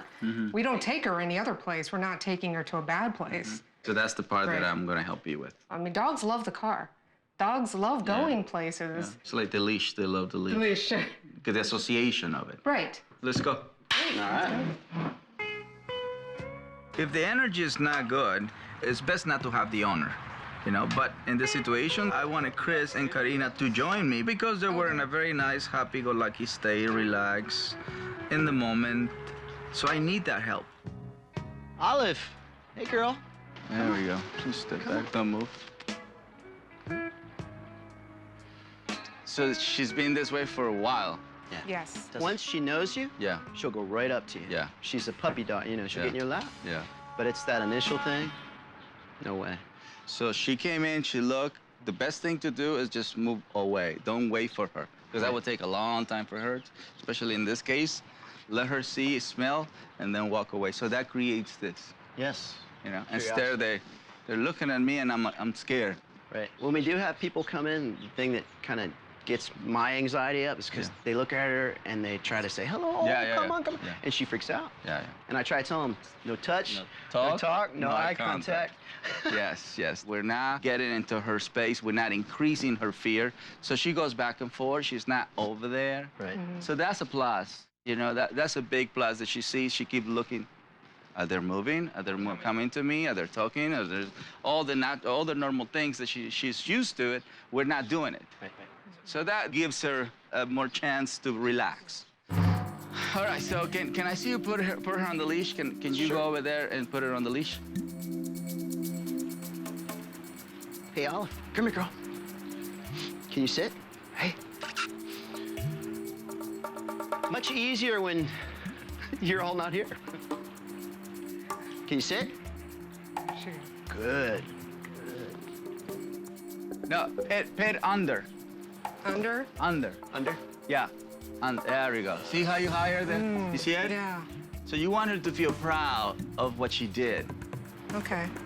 That makes sense. Okay. So I asked Chris, how do you feel right now? I'm a little tense. See, because I'm not doing what I normally do. Okay. So what do you normally do? I make her sit. Uh-huh. But we're having trouble making her sit right now. Right. If he's tense, how can she trust the situation, right? When she was already fearful. But the good thing is he caught himself being tense and relaxed and went back to the happy-go-lucky guy that he is. So that's perfect. That's the energy you want. Well, before you push it down, take the tail down, and then push the bottom. Sit, girl? See, when you take the tail between her legs, the brain automatically relaxes. It's a way of forcing the brain to relax. Yeah. It's like when somebody touches a certain part of your body, and you just automatically go into relaxation. Yeah. There you go. See, the expression is different. A little scared. But she's in the circle. Yeah. The key is patience, is to wait for her. And she did join us when she felt comfortable. But we're not used to waiting as a society. That's the whole thing. It's let's move on, let's go to the next thing instead of waiting, letting things take its course. In order to build Olive's trust, Cesar asks members of the film crew to walk around her, taking care to observe the no touch, no talk, no eye contact rule. The leash will give you access for her not to flight, but just the fact that people can be around, no touch, no talk, no eye contact, that gives her, hey, they didn't look at me, they didn't touch, they want nothing to do with me. That's what I need. I want people to have nothing to do with me. I'm not ready yet. Right. Now, you can definitely come and grab the tail and take it out, so both of you guys participate. Put your tail up. That's Karina, you know her. This is a much better way of looking, see it? More relaxed, yeah. So now I can look. But earlier, when she was a little concerned, me looking would intensify her concern. When Cesar said, let's go out to the street, I was initially scared because that's where she had a really bad episode one night, and instantly I got tense. What would it trigger on the behavior that you don't like? If we see a stranger, and she might try to, flight. She might squirm on you. If we go that way, there's lots of people out. All right. And so we went 2-3 blocks away from here. Very mild symptoms. And my whole time I was having a conversation with Chris and Karina, not paying attention to Olive.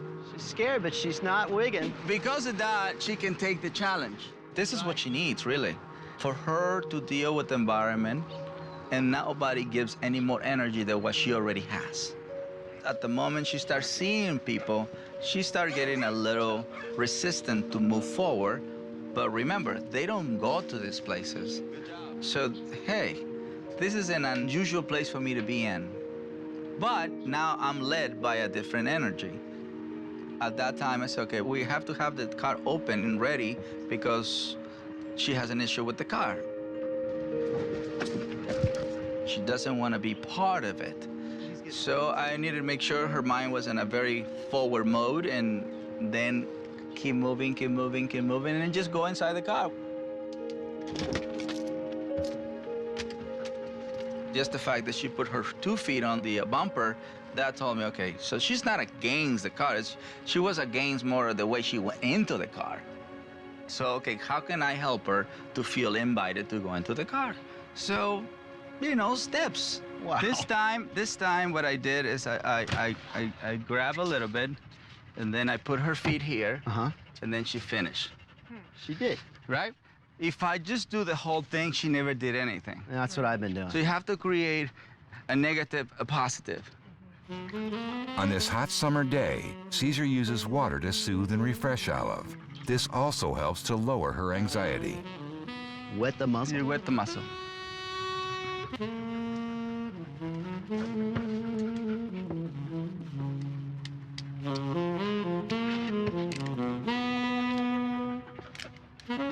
Oh my goodness. Right? Good job. You know, you don't do it too fast. You wait until the tail relaxes. And then she learned that the only way she comes out is when the tail relaxes. You follow what I mean? So you do steps that helps the brain to totally see this in a whole different frame of mind. So I did put a little bit of pressure. Right. And then so she have to see that she can't fight. Right. She can only surrender to the activities. And surrendering is a very comfortable state of mind. You know, it's no fight, it's no flight, it's no avoidance in that state. Before Cesar arrived this morning, I looked at my wife. I said, honey, I don't think he's going to be able to make anything happen. I think that she's not going to get in the truck. And it happened. Quickly, too. She liked the step. Oh, my Lord. She liked the step. Right? Wow. See, this is not drooling from the anxiety. This is just hot. She's hot. Yeah. So that would be a time for you to bring her out, invite her out. There, see, there we go. You notice that when I went and reached the leash, she moved forward. Right. She didn't back away. So I'm already becoming a positive association as far as she's concerned. You're in with her. Right? Yeah. I'm gaining her trust. Yep. This is not about respect. This is about trust. So the respect comes later. If I could have done a backflip, I would have, because I was floored. I couldn't believe it. Nice. Holy. Yeah. Today, they saw a way that this can be done, so they can finish their trust relationship. And eventually, she just jump into the car. It's not that she can't jump. Oh, my God. That was good. That was really good. Very good, very good. Perfect time to give affection. Go for a spin? So then that was the association. Car means calm submission. Car today doesn't mean frustration, trapped, scared. Breathing fast, yes, but not drooling. So now we're gonna make it a little bit more comfortable for her in there with a wet towel. There we go. Wow. Any hot dog would appreciate a wet floor. See the expression? Cool as a cucumber. Yeah. That was the association that I wanted to create. This is a place where you become calm, submissive, and cool down. How's that? People have told us she may never change. You have to accept that about her. And now we accepted it. She's changed. But she has changed. Yeah. And we've changed to help her. Close the door. I know what to do now. Don't you feel ready? I think Olive's going to be a happy, healthy dog. We were excluding her from fun activities because of the car. And now I don't have to exclude her, so it's a wonderful feeling. 1 year ago, Rottweiler Shepherd mix Dexter terrorized his Chicago neighborhood and battered and bruised his owner Mary Jane Duffy so badly that she finally contacted Cesar for help. There are a lot of things that trigger his behavior. It's dogs, skateboards, people on bikes. I tried to correct him, and it got to the point where he was biting me. When Cesar first worked with them, he discovered an anxious, dominant Dexter easily overpowered a very fearful Mary Jane. When I pass the leash to Mary Jane, Dexter immediately senses the hesitation. They have to feel it. You know, hear Cesar saying, project this positive energy, and I just kept thinking, he's gonna bite me. You're hesitating when you move. Mm-hmm. He can't follow soft energy. Even though Mary Jane couldn't control her dog, Cesar was impressed by her determination. That's right, come on. That's right. That's right. She just stayed right there the whole time. Dexter kept pushing in the buttons, but she didn't give up on him. Hey, nope, nope. Hey, it was courage in that woman, so I told her, look, we're not gonna run away, we're not gonna hide, we're gonna face the problem. When Cesar returned for a follow-up visit, he employed bikes, skateboards, and neighborhood kids to assist with Dexter's rehabilitation. But ultimately, Mary Jane needed to change her own energy in order to achieve her goal of a calm, obedient dog. It's all yours. Thanks. He's tired now. Yeah. He's like, wait, where are you going? Wait, take me to LA. I know. Hey. 1 year later, Dexter's wish comes true. He's headed to Los Angeles. Mary Jane brings Dexter to the Dog Psychology Center so they can both get a refresher course, but this time with the added benefit of Cesar's pack. We've been working with Dexter, trying to do all the things Cesar recommended. He has shown progress. He won't spin around, and he doesn't jump up on me as much, but some days are better than others. I think that one thing that's really nice about the Psychology Center is this exposure of the dog to the pack and the pack mentality, and how that's a really healing thing. So that's why I called, and also just having some kind of reinforcement is really nice, because what Cesar teaches is simple in a way, but it's also very difficult to just completely change your mindset. I get to meet you today, huh? Mary Jane's boyfriend Shiro was out of the country when Cesar first worked with Dexter. Shiro joins Mary Jane on this trip to get some first-hand guidance. The days that he spends with us. Hey!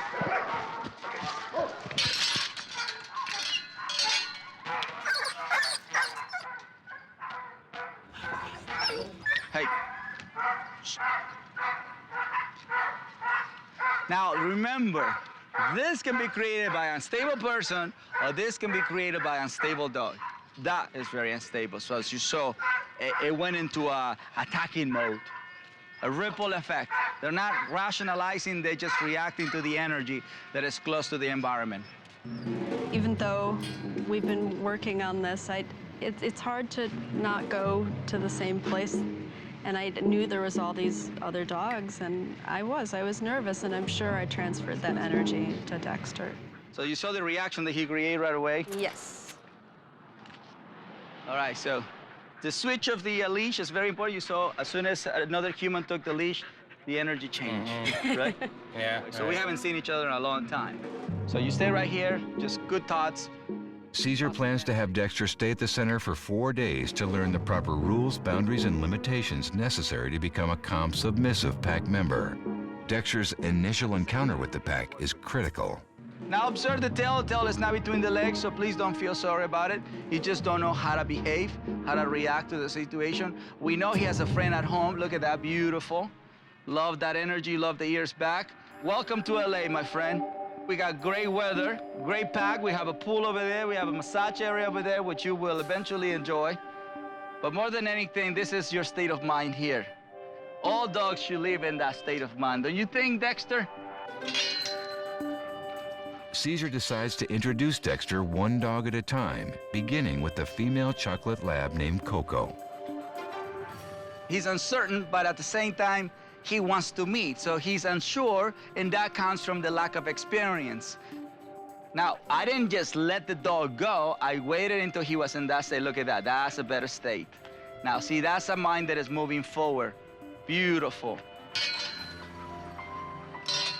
Now we're gonna bring a strong female. Now, surround her by two. It creates tension, but at the same time also creates much more submission. And the difference, you know, 2 females, but one is a chocolate lab and the other one is a pit. And the pit definitely comes and walks in a different way, which a lot of time intimidates males. But see, he's been attracted by the female, actually. 4 more dogs of different breeds, genders, and energies join the welcoming committee. But will Dexter's attack habits resurface? See the approach? Look at that. We did it. He passed the test. He wants to be part of our pack. And that's why Spot has no problem with him. That's it, it's over. It's part of our family now. Realistically speaking, there's not a lot of balanced pack in the country, but I wanted them to experience that it's possible, that dogs are tools, dogs are support system. I was very happy that Shiro came because it's very important that they both understand the same philosophy, they both experience the same activity. Just before Mary Jane and Shiro leave, Cesar's assistant, Tina Madden, takes Dexter for a calm, assertive stroll around his new neighborhood. When I saw her walk out with him, I wanted to stop her and say, wait, he needs his muzzle on and he's gonna react to bikes, but she didn't stop, she just ignored me, which was good. Cesar takes this concept one step further when he brings Dexter along on another case. While walking with an aggressive Beagle, Cesar hands Dexter's leash to the Beagle's owner, who knows nothing about Dexter's checkered past. He's a sweetheart. Huh? He's a sweetheart. This would be impossible in the eyes of so many people, even his owner. There's no way in the world it will kill him. To say he's gonna kill him. It looks like a very well-balanced dog. Exactly, right now. Yeah. And that's the whole point, that they moved that quick. Dexter got a great time. I mean, from the moment she left, we didn't have one incident with Dexter. Hey. He's doing fantastic. On reunion day, Mary Jane and Shiro bring their other dog, the calm, submissive Marnie. I'm gonna control my pack. Notice the difference on the way they greet this one and the way, hey! The difference, the way they greet her versus the way they greet him. Yeah. They were almost about to kill each other when Dexter came. And your boy is right there. So now I'm gonna invite you to go in. Okay. Just walk in and it looks like you're ignoring him, but what you're asking him is just to follow you. It was amazing. It's just so great to see him around other dogs, completely relaxed. And then to go out and watch him with bikes and rollerblades. The leash here is definitely in the environment and the pack. So the pack is also going to influence us. We don't attack people on bikes. So it's a different way of teaching a dog, you know, what to do or what not to do. So if you notice, nobody's nervous about the presence of the bike, of the sound of the bike. See, he's right there. Yes. Wow, that's awesome. I need to do this now. Yes. That's the only way you can actually create what you want, when you change your experiences. But when you focus on your bad experiences, it keep coming back. Right. He taught about the mental energy the first time, but I think I was concentrating more on, okay, have him walk here, okay, do the kick, and then that's gonna solve it. This time, it's all about mental. She was more relaxed than last time, so, and Dexter responded to it. Ears back, that's really good. See the tail, nice, very comfortable, very he's happy. not looking around at all. Yeah, no, it's not. He's following. Right now, the only thing that mine is doing is following. Nothing else. There we go. Correction right there. Correction to the side. Oh. You saw the ears? Yeah. That is a level 1 of excitement. Shh, hey. Don't keep the tension. Shh, hey. Let me show you. Okay, watch. This is what happened right now. You gave a correction, but you stay tense. That's what he went in to do that. So it's correction and relaxation. Okay.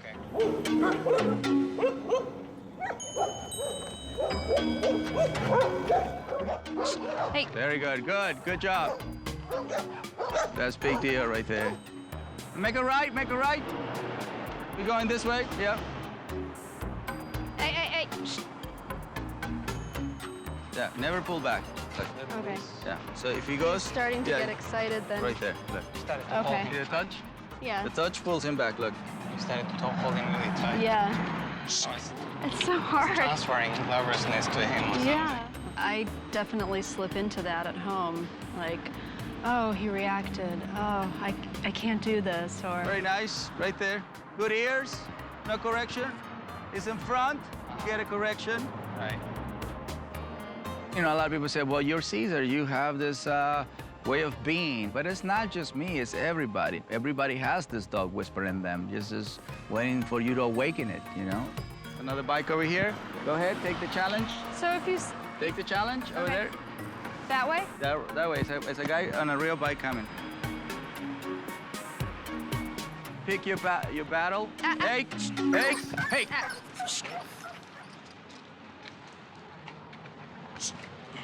Hey. Hey. Now I'm nervous. Yeah. Well, you questioned me. Instead of just going over there, you went into a different conversation. Right. And then you lost the flow. Right. Right. That part, they're so key into really what you're saying energy-wise, not what the conversation that you're having with me. They have no clue about that. I teach people not to see a bad moment as a failure. A bad moment is actually a time for you to rehabilitate yourself and you rehabilitate your dog. So it's actually the most important moment in rehabilitation when the dog misbehaves. So now you directly are saying, you know, be friend of the wheels. He's trained me more than I've trained him in a way. Yeah. Train, that's one thing, but then he's also controlling your reactions and your thoughts, and he's so in tune to your fear there. He attacks it every single time. Yeah. So he never fails. But he's just giving back what I'm giving him. It's a mirror. Right. He doesn't mean to, you know. Obviously, he's not doing it with Tina, and Tina is rollerblading. He should be attacking her by now, right? And then Todd is right next to it, but Tina managed to maintain his attention regardless. Yeah, this one. That's pretty good, huh? They're good. So even if you have a bad moment, like right there, we had a bad moment, right? Just focus on how we did it. And don't hold down to that 2 seconds of instability, because we have been more successful than unsuccessful. I learned to make it simple, go with the flow, don't think too much. I got to see it, so what I did today is to try to do the same thing. I think Dexter responded. This is perfect time for you to really celebrate yourself. Yeah, I think we're gonna get a small bicycle so we can practice with him more. So it really feels more like it's not just one person, it's a pack. I think that teamwork is a very powerful tool. You know, and in this case, you want a dog to be stable for the rest of his life. So if you work as a team to create this, this is what you get. See, and that to me is celebration. You know, okay, you went for a challenge, then you brought him into a pack of dogs and let him free. That's bigger reward. Yeah. No, it just felt so good, you know, to walk him and to visualize him not reacting and him not react. Look at that. That's a happy face. Yeah. That's a happy customer. If you want to change unwanted behavior, you must make a daily commitment to being a calm, assertive pack leader. Right, Daddy?